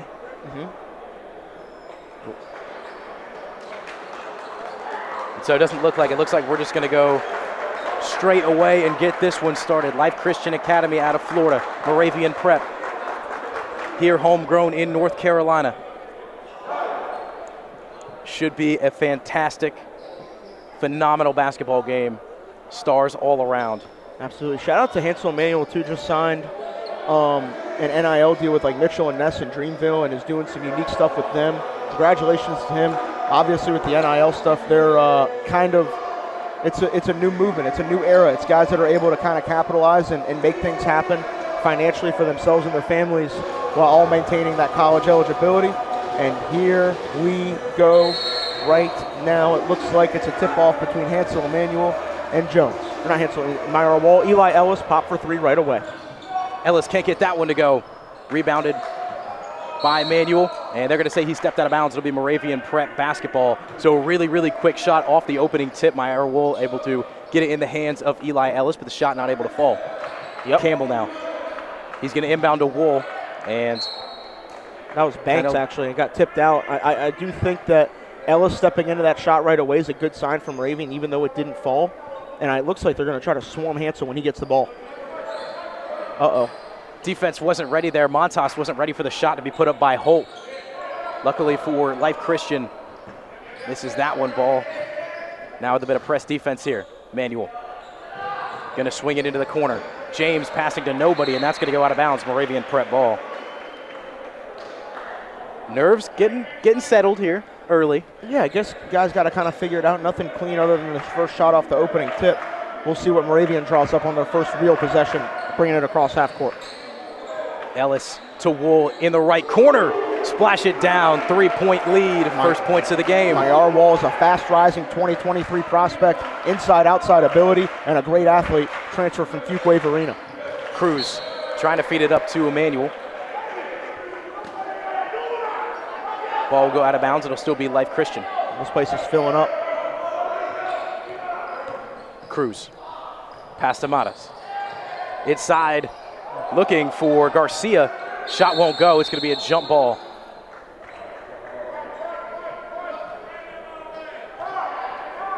It's going to stay with Life Christian after Moravian won that tip. We'll see what they draw up here. That was actually a good play that Montas made. Just couldn't get the finish and what should have been a gimme. Quick high arcing shot to Garcia, and Garcia able to sneak that one in the front of the rim. Garcia's kind of that other guy. We talk a lot about Hansel and Montas. Garcia had a really productive weekend at the John Wall when we last saw him, and we'll see if he can be good for them tonight. Hamilton Campbell, a very physical player, and Justin Banks coming to put it in and slam it down. That is what he does, an active interior player, living on the glass, making things happen with a putback dunk. Manuel came crashing on that one, couldn't get it, shot just off the mark from the left corner.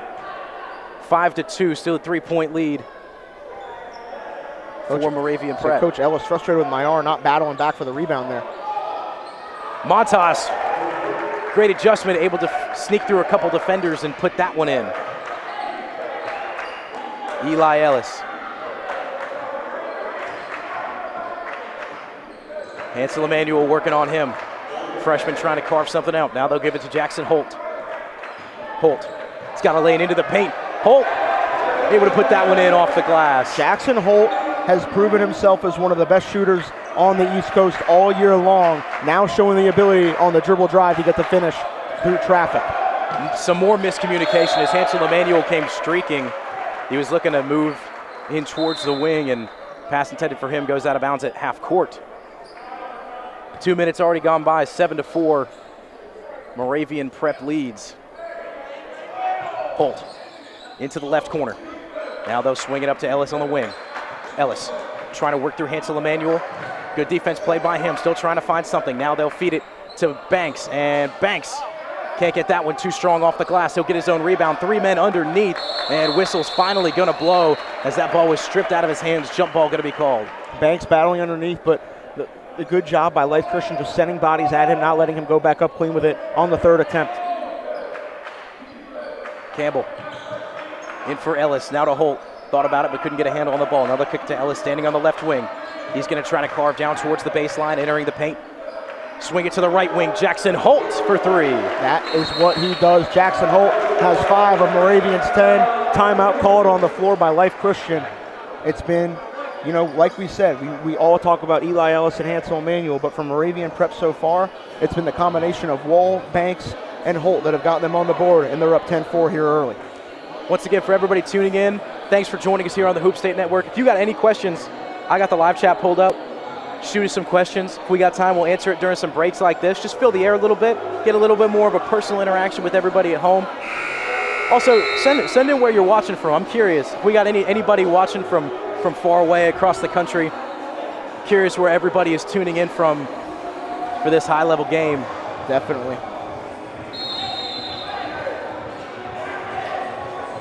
Life Christian ball. Diego Cruz going to take it up the court. Emmanuel swarmed. Now he's got to kick it back to Cruz. Now to Montas. Montas working into the paint. Soft hands with a high finish. That was good bucket for him. Impressive. We've talked about his deep bag of tricks all throughout the broadcast, showing it there. Just a kid that is wired to score. Uh-oh. Nice adjustment, and Banks gets his second jam of the day. He had an itch on his back with that one. He was scratching all the way. What a finish from Banks off the drop-off feed. 2 jams that have brought the roof down so far, and some more sloppy passing. It's taken away by Moravian Prep, but Montas fights back. Now Jackson Holt gets it the other way. Eli Ellis in the corner trying to feed it to Holt, but it's taken away by Montas. Great hustle for him to get back down the court. Eli telegraphed that one a little bit. Montas did a good job using his instincts on the defensive end and jumping the lane. Hansel Emmanuel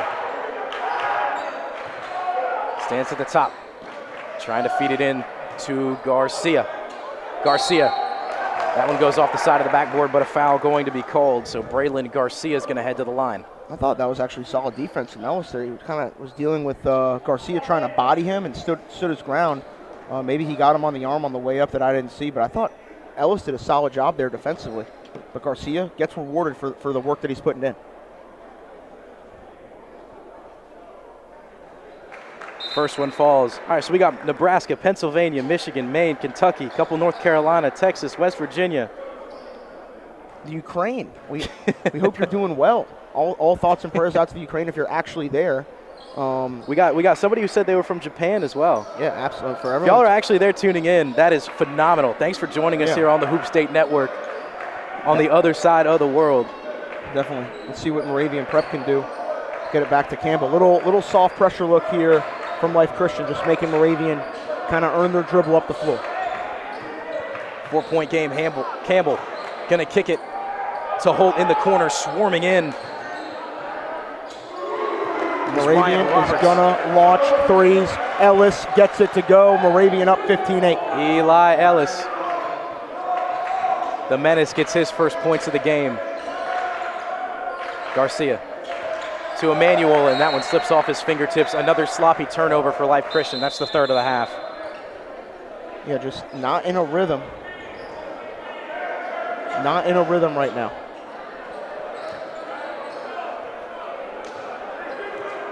So Ellis and Campbell walking up the court. He's going to pull up from the logo and just off the mark. Emmanuel comes crashing in to try to save it, and now he's stuck. Isaac Ellis working on him in the left corner, and a foul going to be called and be going the way of Life Christian. Yeah, Ryan Roberts didn't like that one.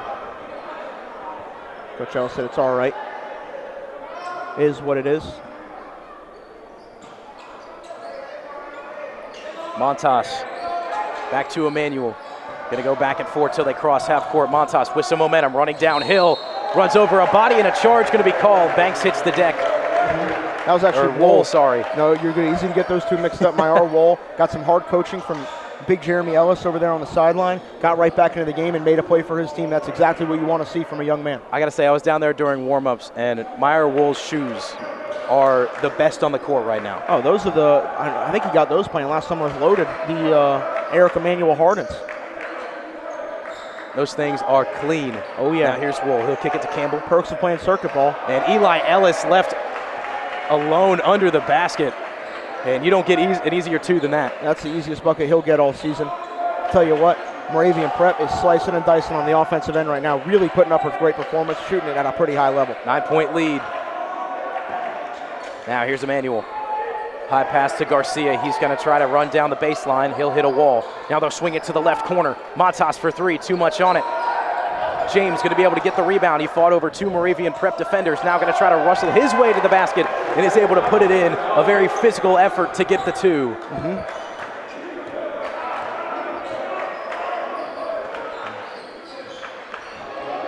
Eli Ellis. Montas working on him. Now they'll switch into the hands of Hamilton Campbell. Now to Roberts. Isaac Ellis. He's going to get tripped. Meyer Wool standing in the paint. They'll kick it back out to Roberts. Good defense from Life Christian. Hamilton Campbell going to try to carve through. Bounce pass to the right corner. Shot won't go from Roberts. Emmanuel with some pace. Going to hit the brakes. Going to pull up for three. Just can't get it to go. A little bit too far off the back of the iron. It's a confident stop and pop from Hansel. Couldn't get it to fall. Speaking of stop and pop, Eli Ellis. Bang! You can count those, sir. You can count those. Eli Ellis, he's got 8. 10-point lead now. Life Christian got to get something rolling. Montas going to dish it underneath. James just able to sneak that one inside the rim, and that's the answer they were looking for. Little breakdown there from Moravian defensively, just allowed the dribble drive a little too easily. And Life Christian is starting to get in a bit of a rhythm here on the offensive end. Hamilton Campbell getting comfortable with those no-look passes. Meyer Wool, his shot won't go. Angel Montas with the rebound. Now Garcia up to Hansel Emmanuel. He's going to try to float one in. Can't get it. The 6'6 senior won't get it to fall. Isaac Ellis, he's going to stop. Now he'll pass to Campbell off the left wing. Hamilton Campbell. If you've never watched Moravian Prep before, there's not a guy on that bench who can't, there's not a guy on the bench who can't knock it down from the logo. No, you better be able to make shots if you play for this team, especially if you're not one of the 5 men. And that's what they're able to do right here. And they're shooting a cover off of it from deep. Eli Ellis, Jackson Holt, and now Ham Campbell. Here comes Meyer Wool, too strong off the glass. Rebounded by Hamilton Campbell as it gets kicked out beyond the arc. Behind the bat, pass. And Eli Ellis, uncharacteristic miss from him. That was actually Isaac. In the corner, he flipped it to him and let it fly real quick and just didn't have the time to get the shot he wanted. It was a clean pass, but the shot wasn't able to fall. Campbell to Isaac, now back to Campbell, just off the mark. And Moravian Prep playing full press defense. Ellis, bang! Eli Ellis is here. He's locked in. He's making shots. Moravian Prep is on pace for 100. Dangerous pass. Montas bringing the house down. Here comes Eli. He might stop and pop. Eli, 1 second. Puts it up, looking for the foul, and he gets it. Eli Ellis. Shushing the crowd. What a way to end the first quarter. What a play from Eli Ellis. The double clutch 3 on the move. That he is deep in his bag like the fries at the bottom. What a play from the freshman to end the quarter. Those are some crispy fries down there. He is making things happen on the floor right now. Moravian Prep is clicking on all cylinders. The crowd is alive. What a night here in the Hoop State. Casually on pace for an easy 116. Oh, yeah, absolutely. They got that. That's easy. He's shooting the cover off it from 3. Life Christian trying to figure out what to do, and I don't know if they have it in them right now to stop what's happening. When Eli's making shots like this and he forces the entire defense to commit to him, it allows things to open up for guys like Isaac. It allows things to open up for guys like Ham.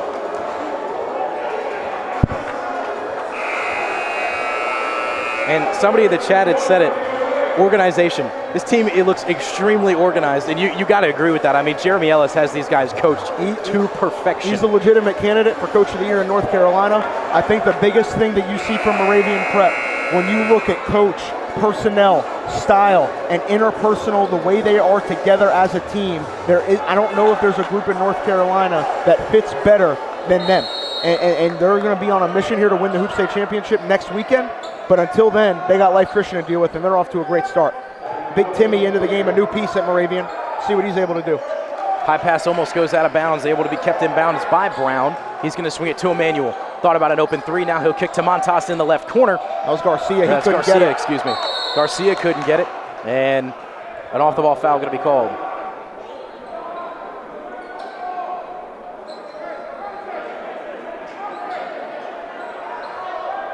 And it is hot in this gym right now. It definitely is. 80 degrees outside, packed gym, 3-ball up. Can't get it to go from the left corner is Montas, rebounded by Moravian Prep. Now they'll swing it up the court. Eli Ellis, can he drop another one just a bit too far? Gonna hit the top of the backboard and go out of bounds, Life Christian ball. Yeah, that was a good look-ahead pass from Axel there to find him. Just wasn't able to get the shot to go. I think Eli's getting some chirps. I don't know if they're friendly or not from the fans. Have to ask him about that after the game.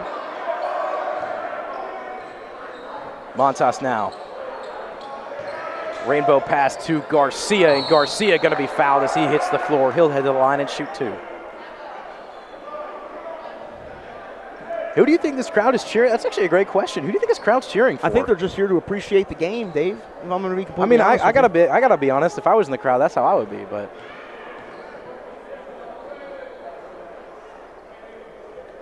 first one good for Garcia. I don't know. I feel like when you got a guy like Hansel, who is just a viral sensation, I feel like the crowd can kind of shifts towards that. Even I'll just say it like I this. don't know. If you root against Hansel Emmanuel and you're not directly affiliated with the team that he's playing against, you're probably a pretty terrible person. And if you're in this chat rooting against them, it is something. But at the same, you can also root for Moravian. I think I'm just rooting for a good game, and that's what we're getting so far. 29-18. Eli thought about it. Now he'll swing it to Holt. Trying to get it to Isaac, but it fell out of his hands. Yep.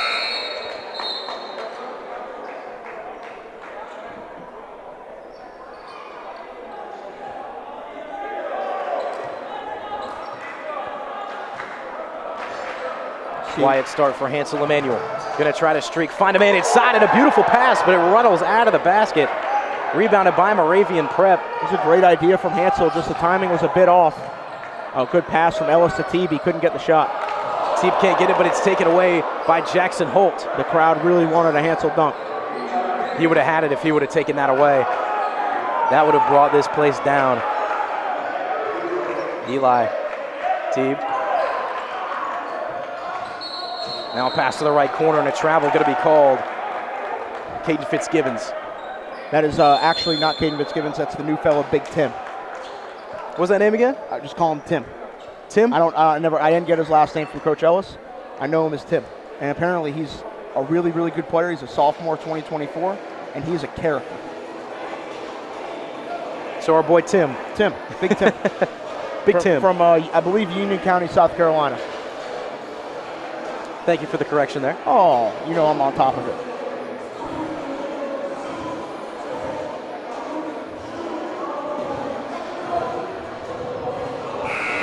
Six minutes, 28 seconds. Moravian Prep still no points in the second quarter. I gotta say, the DJ's doing a great job tonight. He's been doing a phenomenal job. Mm-hmm. Just another added experience here at Pine Lake Prep.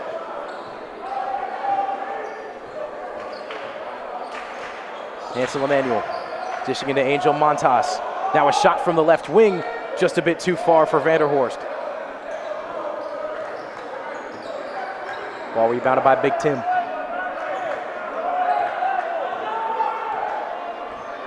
Eli Ellis will pass it off to Teeb. Hansel will switch and try to work on him.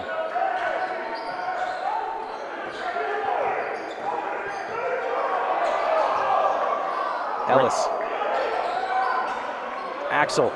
Now to Holt for three, can't get it. Eli Ellis comes storming in, trying to put that one back, and Big Tim able to finally, or Big Tim, excuse me, able to finally put that one in. Yeah, he's able to be active on the glass. New piece for Moravian. Like, they're really excited about his future.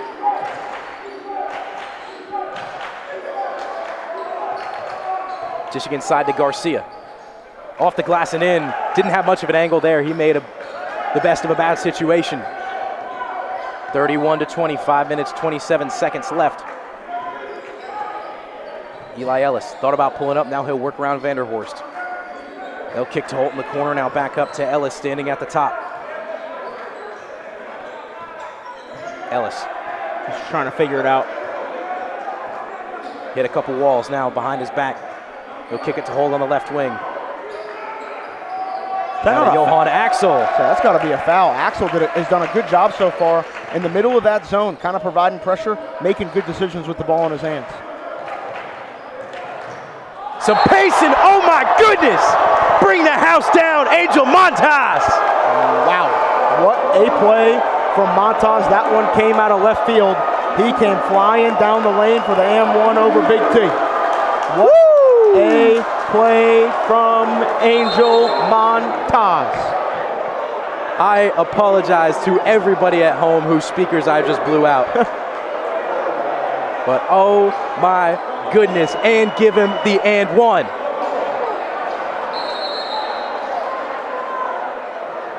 You wonder why this kid's got an offer from Tennessee. Oh, he's such an elite offensive talent.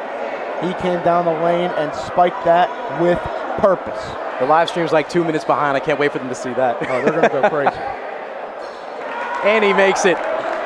You can't miss that one. I mean, you just can't. Nope. 10-point lead now. Momentum with Life Christian Academy. Trying to bring the energy. We'll see if Moravian's able to stay on their game. Wool. Now they'll swing it to Eli Ellis in the corner, trying to drive down the baseline. Can't get it, ball tipped, falls into the hands of Life Christian. Big possession there for them to get this one to single digits. Montas. He's feeling himself a little bit, trying to create on Ellis. Eli doing a good job staying with him off the ball. Garcia loses that one. It's picked up by Hamilton Campbell. Now Campbell's down the other way and a post to block. What a play from Hansel getting back. Here comes Life. Oh my goodness! Angel Montas is a monster! He is going above the rim right now. Real momentum shifting set of plays from Life Christian. How does Moravian respond? Justin Banks gets puts the bucket. That one in, and everybody is just on their feet. Here we go, the energy's alive. 10-point game, Moravian still in front, 3:40 to go. You got a block, you got a fantastic slam on the other end. Garcia. Kick to the corner, Montas, he is hot. Do not mess with Angel Montas right now. He's going crazy. He's going crazy. And I said it all before the game. Who is going to stop Montas? He's leading the charge right now on this comeback effort for Life Christian, but Moravian doesn't look phased. They're staying locked in. Whoa. They just got to hold down the fort, but Life Christian has all the momentum, and they're really feeling it. And a timeout going to be taken by Jeremy Ellis, and a smart one to do so. You know, I don't think I've peaked the mic this much in a broadcast, and we're only we've got 3 minutes left in the second quarter. Yeah, no, this is absolutely crazy going on right now. Excited for the people to see this. They just did. Oh my goodness.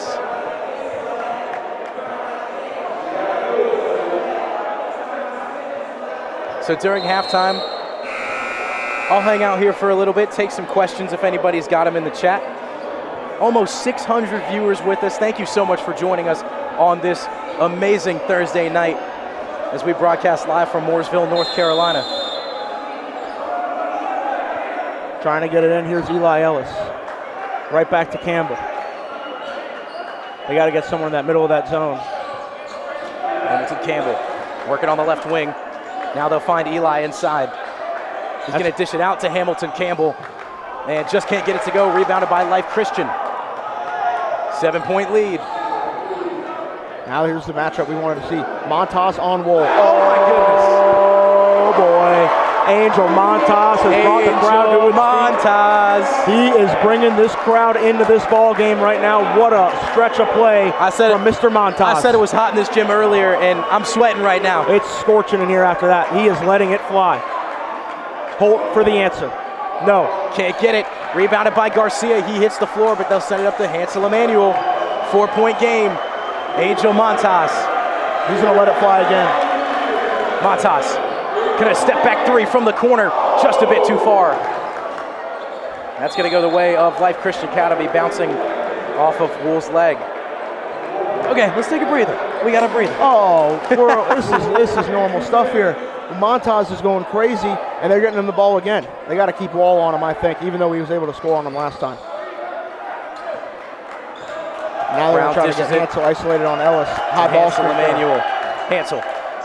No look pass to Garcia. Now they're going to kick it to Montas. He loses that one. Meyer Wool picks it up. Wool back down the other way. Hansel working on him, and he's going to be fouled.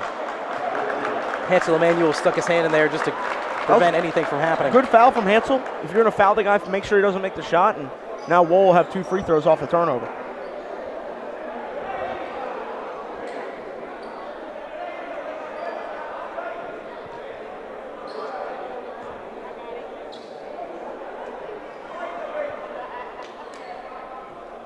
Minute 46. Life Christian has brought this one back. Wool trying to extend the lead. He'll miss the first one. And it's just still the momentum with Life Christian right now. I mean, yeah, Moravian's gonna have to go on at least like a 6-0 run to kind of grab this crowd back and grab the momentum back. But minute 46 left. Angel Montas has swung the pendulum a little bit here. Moravian's still in front, and Wool's able to connect on the second one to give him a 7-point lead. Reconnect his composure, bring it back, make the shot. Hansel Emmanuel now. Jackson Holt working on him. Trying to spin around him. They'll try to make Hansel go to his right side, but it's not going to matter. Whistle going to blow as a foul going to be called on Jackson Holt. Reach-in foul. This has been a movie so far. I was going to say, it's been unbelievable. This has been insane. That's the 6th foul, so now we'll be in the 1-on-1. Life Christian has only committed 2. All we need now is something from Hansel Emmanuel. Garcia trying to work on Wool inside. Pivot foot spin, can't get it. That ball batted out, picked up by Meyer Wool. Now fast break down the other side of the court. Holt thought about it, now he'll kick to Eli Ellis from the left wing. Ellis drops that one through. That is exactly what Moravian Prep needed. Wool pushed it in transition, found Holt. Holt didn't force the issue, and found Ellis for the transition Tracy. 8-point lead, 1 minute to go. Brown trying to sneak his way into the paint, loses that one. No help there as he went into about 3 Moravian Prep defenders. Now Eli Ellis trying to carve his way in the paint. Brown working on him. Ellis spins to his right. Looking to pull up outside the paint. Now he'll kick to the right corner. Jackson Holt can't get that one to go. He gets his own rebound. Now Hamilton Campbell. No look pass out up top. Eli Ellis. Eli Ellis is really shooting it well tonight. Campbell doing a good job of finding him. Moravian Prep staying patient on the offensive end. And look, right now, they're back up 11 with a quick 6-0 run. Life Christian got to get something. Got to make this deficit decrease before the half. Garcia, pull-up shot just inside the arc, a little bit too far. Rebounded by Moravian Prep. 13 seconds left. You better believe they're going to be taking the last shot. I could be wrong. Oh my goodness, Meyer Wool tried for a poster.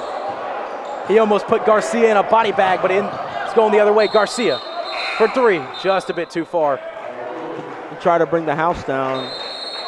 But if he would have connected on that, I mean, my goodness. So we will head to halftime, 42-31. Moravian Prep on top of Life Christian Academy. We'll be back in a few minutes. I'm going to take a couple questions from the crowd with about 5 minutes until we get back in the third quarter. But you don't want to go anywhere. We'll be back with you in about 5 minutes here on the Hoop State Network. See y'all shortly.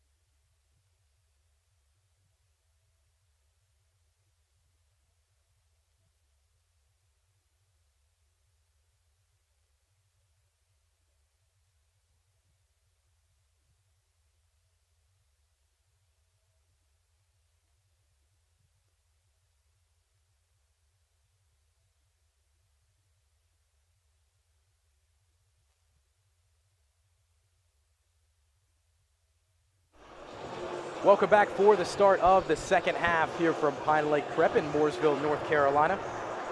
Moravian Prep leading Life Christian Academy 42-31. What a game we've had.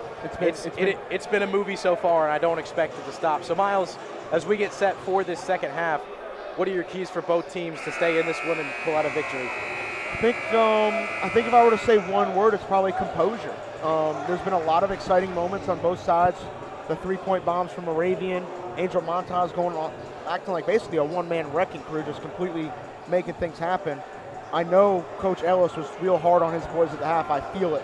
I can just tell by the way that they walked out that they're locked in. And this is going to be a big second half, and it's going to be, like I said, which team grabs control of the game early, which team dictates it.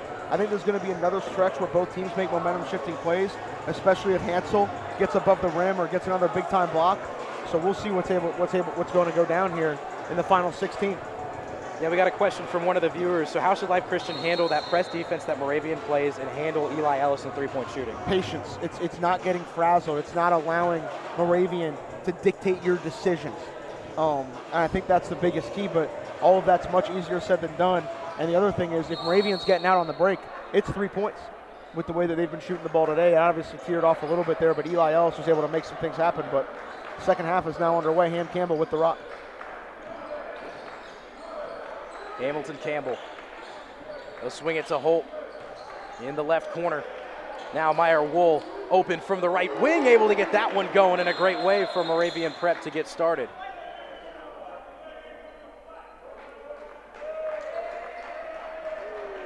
We called it delay of game warning on Moravian. That's what it sounded like. Yeah, no, it is what it is. I get it. Hansel loses control, going the other way.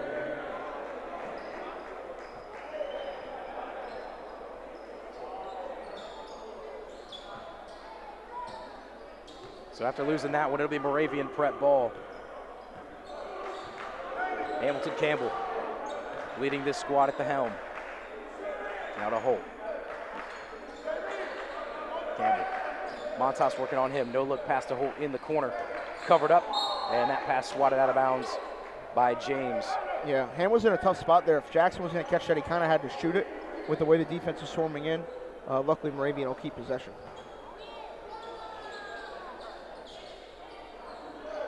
Banks enters the arc, stops in the paint. Now kick to Hamilton Campbell, who will swing it to Holt on the left wing, and Jackson Holt. Part of the reason Moravian Prep on an early 6-0 run. And the look on the coaching staff right now from Life Christian is like, I don't know what we could really do about that. Campbell gets the step because they have to close out with such purpose, and it just allows the dribble drive and kick out threes, and they're giving up good shots for great ones. This is Moravian Prep basketball as we know it. Montas now driving down the baseline, over two defenders. Send him to the line. Eli just said to his dad, he's tough. I don't know how we can guard that. Eli and Jeremy said, well, we got to try. Like, we got to try to guard it. Montas with the mid-air adjustment, went up for the scoop, flipped it to the top, where the overhand finish, laid it off the glass plus the foul. He is simply one of the most gifted offensive creators and just scorers that I've seen all season long covering high-level grassroots and high school basketball. 14-point lead for Moravian Prep. Jackson Holt left unattended. He's going to knock that down every day of the week. You can't leave any of these guys open or they are going to make you pay. Moravian Prep is locked in out of the half. Wool with one, Holt with a couple. They look good with what they got going on early. Garcia trying to make a crazy play happen. He can't get it. And it'll stay the way of Life Christian. Meyer Wool can't believe it.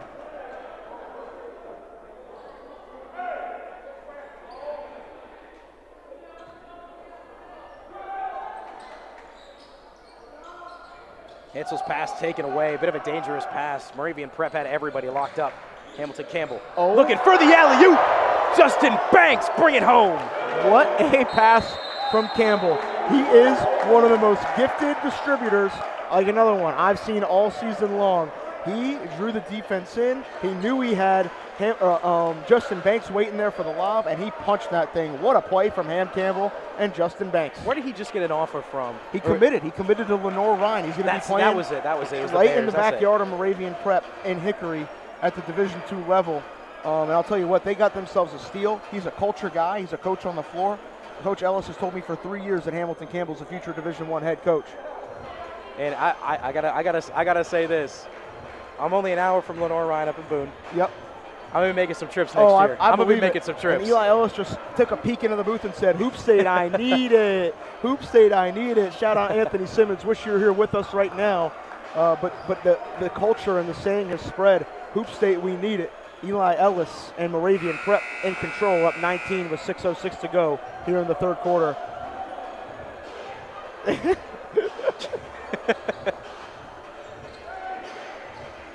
Do you ever see Jeremy with a smile on his face? Yeah. I'll just say this, man.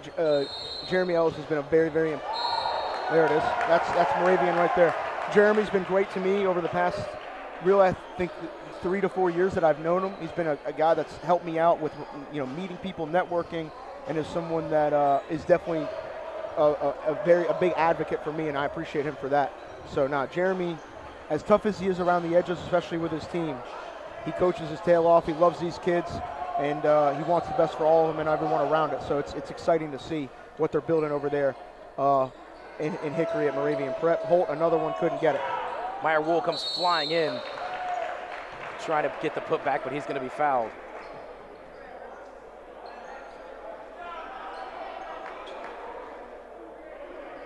Rashid Jimenez set to check in for Life Christian. Yeah, they look a little dead in the water right now, particularly defensively, just not getting stops. Moravian really getting what they want. Meyer Wool knocks down the free throw. 20-point lead now, and it's getting out of hand. Mm-hmm. Life Christian just has not been able to do anything in this second half. Any chance they get down the court, it's covered up. And any chance that if they even get it past half court with how Moravian Prep's defense is playing right now, Wool knocks that one down, 21-point lead. Hansel up to Garcia.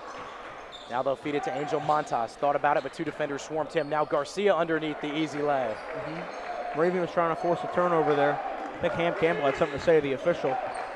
But regardless, it's a bucket as Holt lets it fly. Has it blocked by Hansel. You want to talk about running downhill. Hansel saw that from a mile away, came flying in. His ability to make up ground defensively is arguably the best thing he presents to the table as a prospect. He is such a unique athlete. Oh, Eli using that footwork to create underneath. A little celebration, too. And Jeremy gave it, Coachy Sapp, a little squint like, you see that? That was tough. Garcia able to take that one away from Wool, who was fighting with him.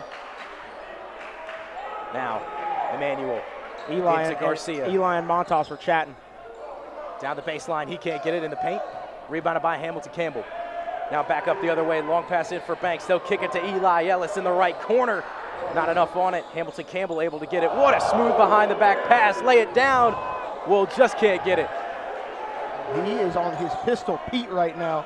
Tev over there is shocked at what he just saw. Ham Campbell is drawing things up that I don't even know if anybody else has seen.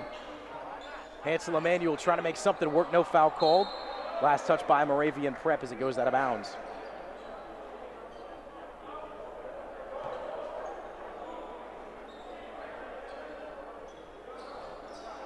Another tip pass. Another dangerous pass. There's a second one this quarter for Emmanuel. It's taken back away by Angel Montas. Hansel Emmanuel. Montas for three. Just off the mark. Brown rebounding. And a foul going to be called.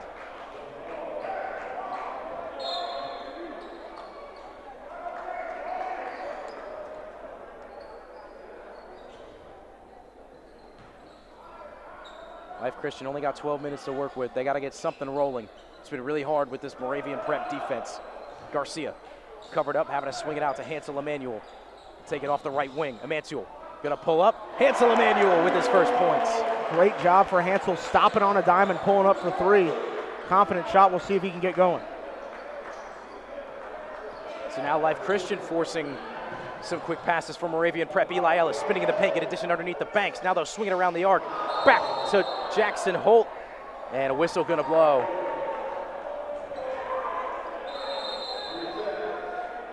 Call a 3-second there on Meyer.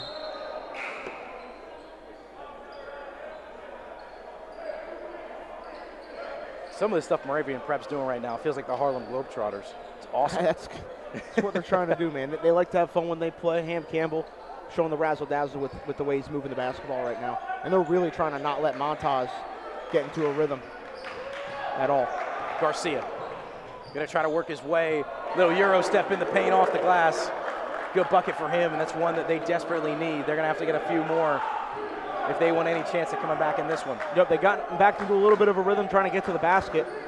We'll see what they're able to do here. Wool swing to the left corner. Eli Ellis for three off the back of the rim. Off the hands of Hamilton Campbell and into the hands of Garcia. Emmanuel trying to work through a couple defenders. Long pass to Vanderhouse to the other side. Now Angel Montas thought about pulling up. Now he'll step back. Wool working on him. He hits the floor. Shot won't go. Rebounded by Garcia. And a whistle gonna blow. Ham Campbell looks banged up.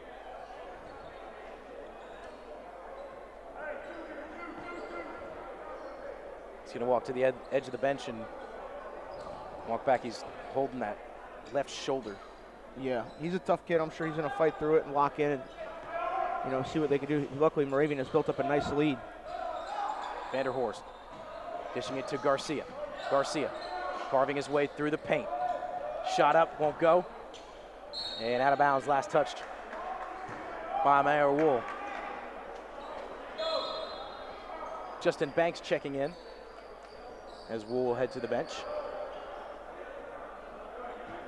Not sure I've ever seen this many media people surrounding baselines. That's what you get when Hansel and Ellis come to town. They bring the cameras out, they bring the eyes out, as we see here tonight.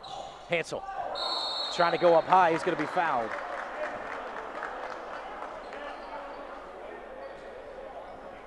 And that's one thing that you'll notice when he gets that right arm extended and when he is up in the air, he can get high and he can put it over anybody. It's teeth at the rim athleticism. Like, he is in the air, soaring above it, looking to make something happen. It's what makes him such a unique prospect.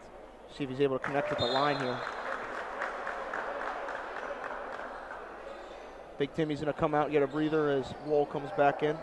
We got an actual name thanks to somebody in the comments. Yeah, you wrote it down. What was that again? Timmy Salter. Timmy Salter. What a beauty. Coming in from Moravian Prep midseason, trying to help him out.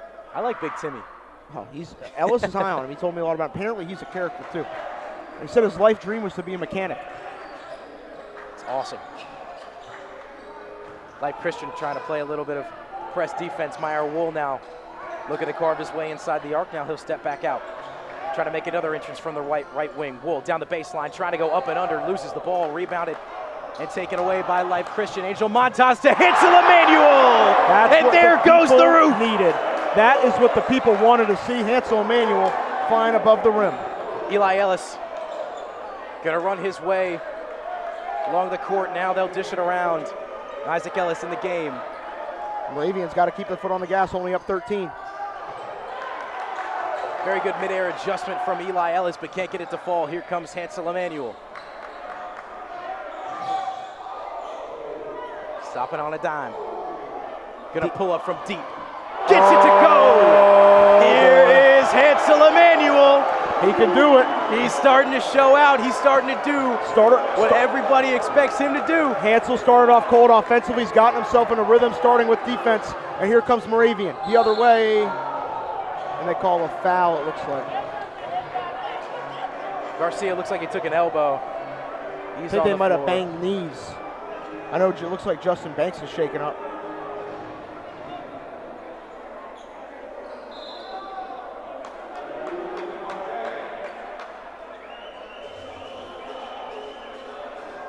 So we hope that he's okay. Get some help from his teammates. Try not to put any weight. Honestly, I think that's a stinger leg. more than anything else. Yeah.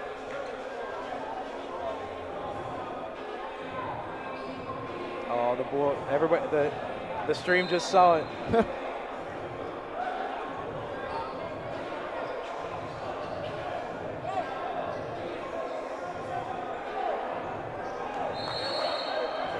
Smaller lineup now for Moravian. They're going to look to spread. Campbell into Holt. Campbell Jimenez working on him. Campbell going to run underneath, trying to pass to the corner. And what an effort from Angel Montas to go out of bounds, get that up, understand the spatial awareness of where he was, and throw that off of a Moravian Prep player. Timeout. We have a 10-point game. It is getting down to the wire. And every time it seems like Moravian is Life Christian is dead in the water, they respond. It's been their star duo of Hansel Emmanuel and Angel Montas. It was Montas in the first half. Here, it's been Hansel making things happen. He is an absolute spectacle. Now Moravian Prep is at the point where they have to respond.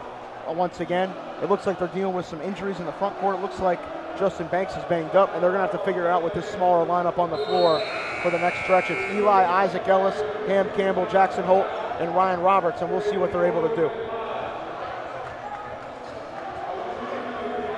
Angel Montas, Hansel Emmanuel, Jordan Vanderhorst, Rashid Jimenez, and Tynell James line the court, or excuse me, Braylon Garcia line the court for Life Christian.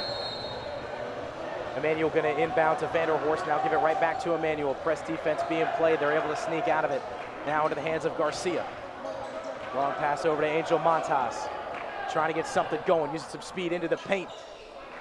Nice adjustment to move that to his right hand, put the shot up, rattles in. Not too difficult of a finish with Isaac Ellis. They call a foul. Foul going to be called on that takeaway, and it's a good thing it was, or else Montas was going to have another poster. Yeah. Crowd definitely wanted to see the dunk. Moravian up 8. They got to draw some stuff up here offensively to see what they can get. Hey, Oliver.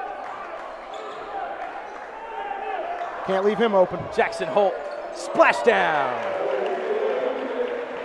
Just when they needed it, Jackson Holt delivers with a timely tray when they're under a minute to go here in the third quarter to put Moravian back up 11. Hansel gonna pull up off the back of the rim. Gonna be swatted away. Now Moravian Prep looking to get some numbers down the court. Holt again, he's got the hot hand and just doesn't get in. He's short on that one a little bit. I don't think he caught it very clean. Didn't have much of an arc on that one. It was more of a line drive. Looks like Drew Teeby's getting ready to check in for Moravian.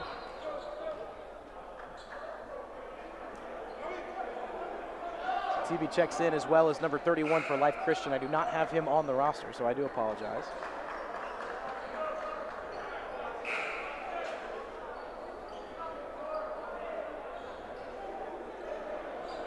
$35.9 remaining in the third quarter. Emmanuel trying to spin around Teeby. Spins around another man, Hansel Emmanuel, but he's going to step out of bounds. Frustration on that, and that's a couple times, even in the last game, that people were frustrated about. So here's the thing, Hansel's allowed to reestablish himself. He's allowed to reestablish himself back in bounds and just never did. And now Moravian's going to spread him out and hold for one. I know the boys down there that were getting yelled at too. Oh no, coach, he was like, y'all saw that, right? Coach for Life Christian, very good dude. Yeah. He was probably just a passionate moment. But here is Moravian. Gonna wait to try to take the last shot. Holt, that one's gonna be taken away, but a foul gonna be called. Not a bad foul. Not a bad foul, to be honest with you.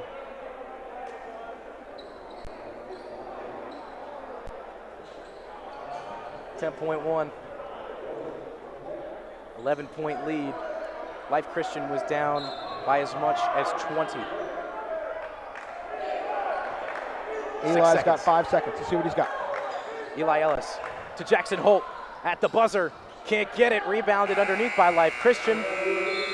And we are going to head to the fourth, an 11-point advantage for Moravian Prep. 8 minutes of basketball left to play. And with the way that third quarter just went, anything can happen coming down the stretch. No, you're 100% right, Dave. And I think we're going to see some excitement here in the fourth quarter as we have in the previous 3. It's just a matter of, can Moravian Prep sustain what they're doing? Every time it feels like Life Christian gets dead in their tracks, they go on a run. Can Moravian sustain their lead and keep the cushion where they need it to be? And for Life Christian, they have to find a way to get consecutive stops and not allow Moravian Prep to shoot threes. It doesn't look like Justin Banks is going to make a reappearance. He just went back I think get some ice. We'll see if he's able to come back. But this is going to be a battle down the stretch. It is, and I am all here for it. So we both had originally said that our prediction was Moravian Prep. I said Moravian by, I think, 8 or 9. You said 8. You said Moravian by 8. And something else to note, Da Silva Mulva for Life Christian heading into their locker room as well.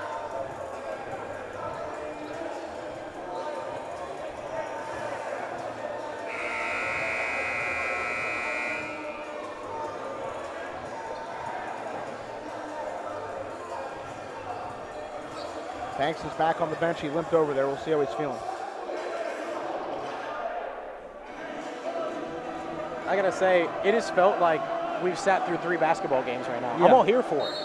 But it has just felt like we've sat through 3 basketball games. We got one more to go, 8 minutes left in this one. Angel Montas taking it at the helm.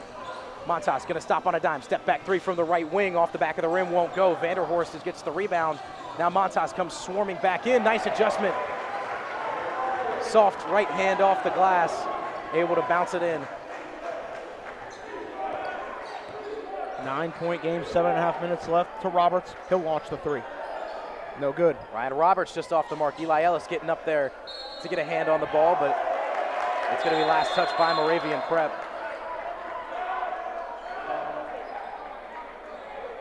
Coach Ellis doesn't like the call. That's a tough one. Marvin Thompson checking into the game now for Moravian Prep.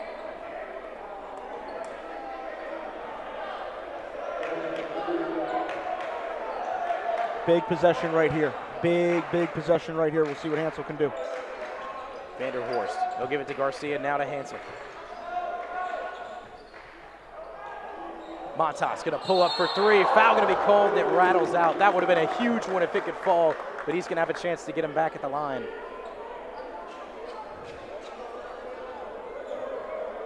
Like I said early, I don't know if Moravian has anyone for Montas, and he's gotten his way more often than not tonight with what he's doing. And now you got to worry at least a little bit about Hansel Emmanuel with him coming at least a little more alive here in the third quarter. Yeah, exactly.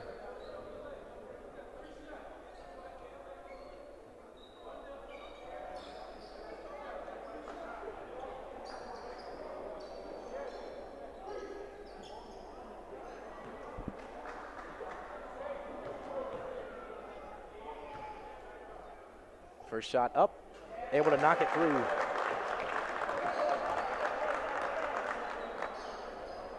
Just 2 big free throws left. Trying to get it down to a 2-possession game. Missed the Second one off the back of the iron. Every bucket counts here. Every single one counts. Ryan Roberts and Hamilton Campbell checking in.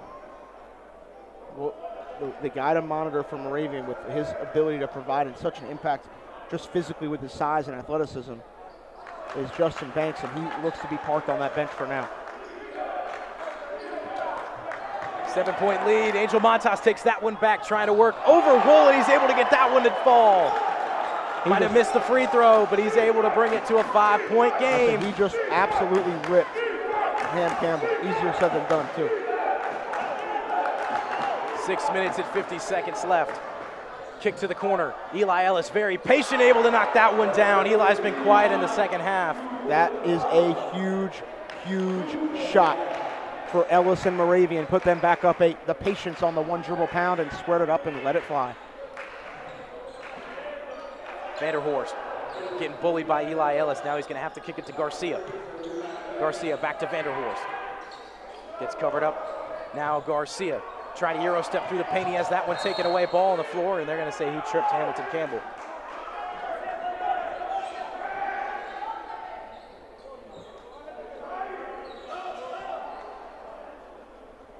So Banks going to make his return. Good to see for Moravian Prep.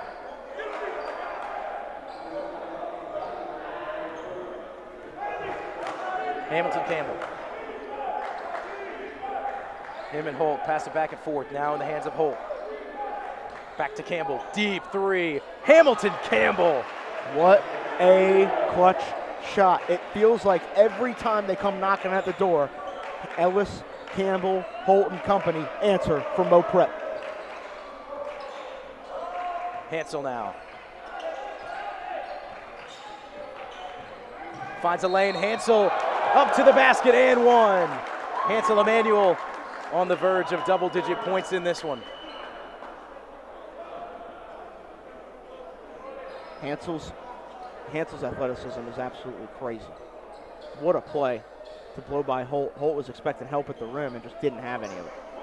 And that was one of those things where Moravian Prep tried to push him to his left side, and he was able to adjust and sneak around the defender. Such a gifted player, man. Such a gifted player. Free throw rattles home, and they're back within 8 points. 5:45 left. And most players can't even make that adjustment with two arms when they're pushed to that one side. He can do it with one. Yep. Hamilton Campbell now trying to get something running. Campbell driving. Looks to kick it to Holt. Now up to Wool. They're face guarding Ellis.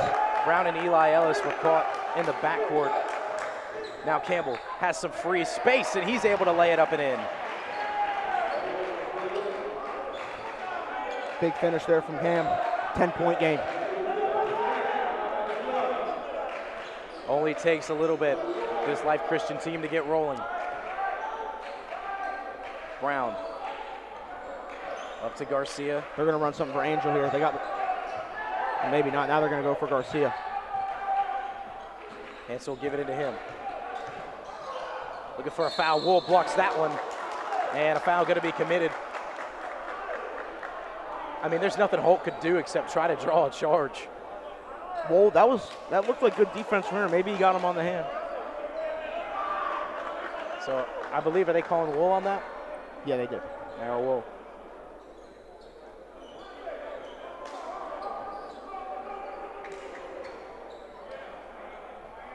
.444 showing on the clock.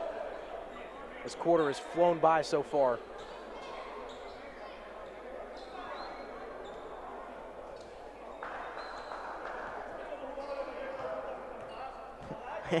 Him and Jeremy getting into the year of Mr. Official over here.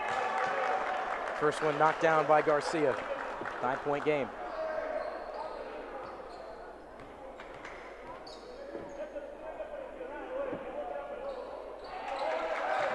Second one falls. Big buckets for Life Christian.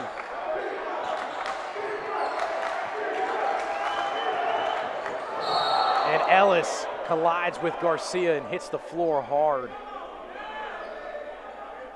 So we hope that he's okay. He looks like he's...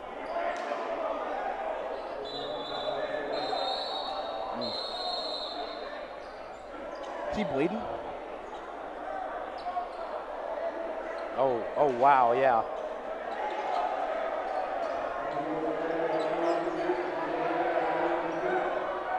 We got a little bit of commotion here. Hamilton Campbell getting in the face of Life Christian. Having to hold everybody back. It's getting a little spicy down there. Yep.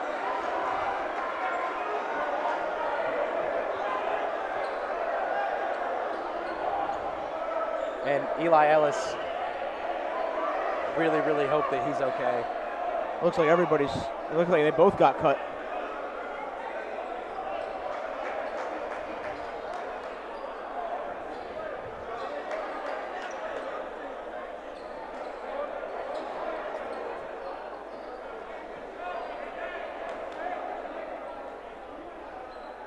Hopefully Eli's all right. It doesn't look good. Obviously he got cut pretty good. It was just his head made contact with the floor before anything else. Yeah. Definitely hope Eli's all right. He's a tough customer. It was good to see him walking. So he looked like he had a cut. Yeah, he had blood gushing all over. The right side of his forehead. And hope that he doesn't have a concussion. Hope it's just...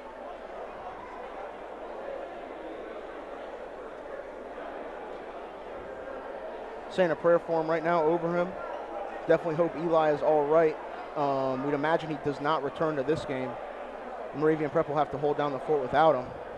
I don't think that was a dirty play. I think he was just trying to come up and bump him on the ball screen, and the contact happened, and it wasn't what everybody was looking for. But Eli probably going to be all right. We really hope that for his sake, as well as the team's, as if they have to head into the Hoop State Championship without him. Yeah, it's a huge deal. Hopefully Eli's all right, man. Absolutely. Definitely a scary scene. Thoughts and prayers going out right now. Yeah, it did look good that he was pretty alert and just like, yo, my head's bleeding. Like, what do I do? He's probably just shocked that he had blood coming down his face more than anything else. And if it's just a cut to the face, I don't see why he won't be back here soon. Dad's trying to make the case for the intentional foul. Him and the officials are talking, and they're just trying to get everything sorted out, and hopefully everybody's all right. Absolutely. Don't want to make any further speculation. And it's so pretty easy to understand why tempers would flare. Most definitely. After a moment like that, but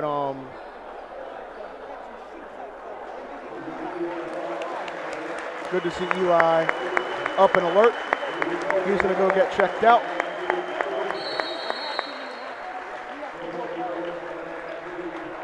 He is one tough customer. They called the game.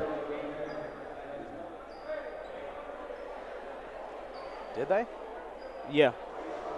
Called the game. Game over. 68-60, I guess, is the final. And everybody's out. Wow. That'll do it. We'll see you guys soon. Definitely a scary moment. I'm sure the fans wanted the game to finish, but just kind of chaos in here. Hopefully everybody's all right. But we'll see you guys soon.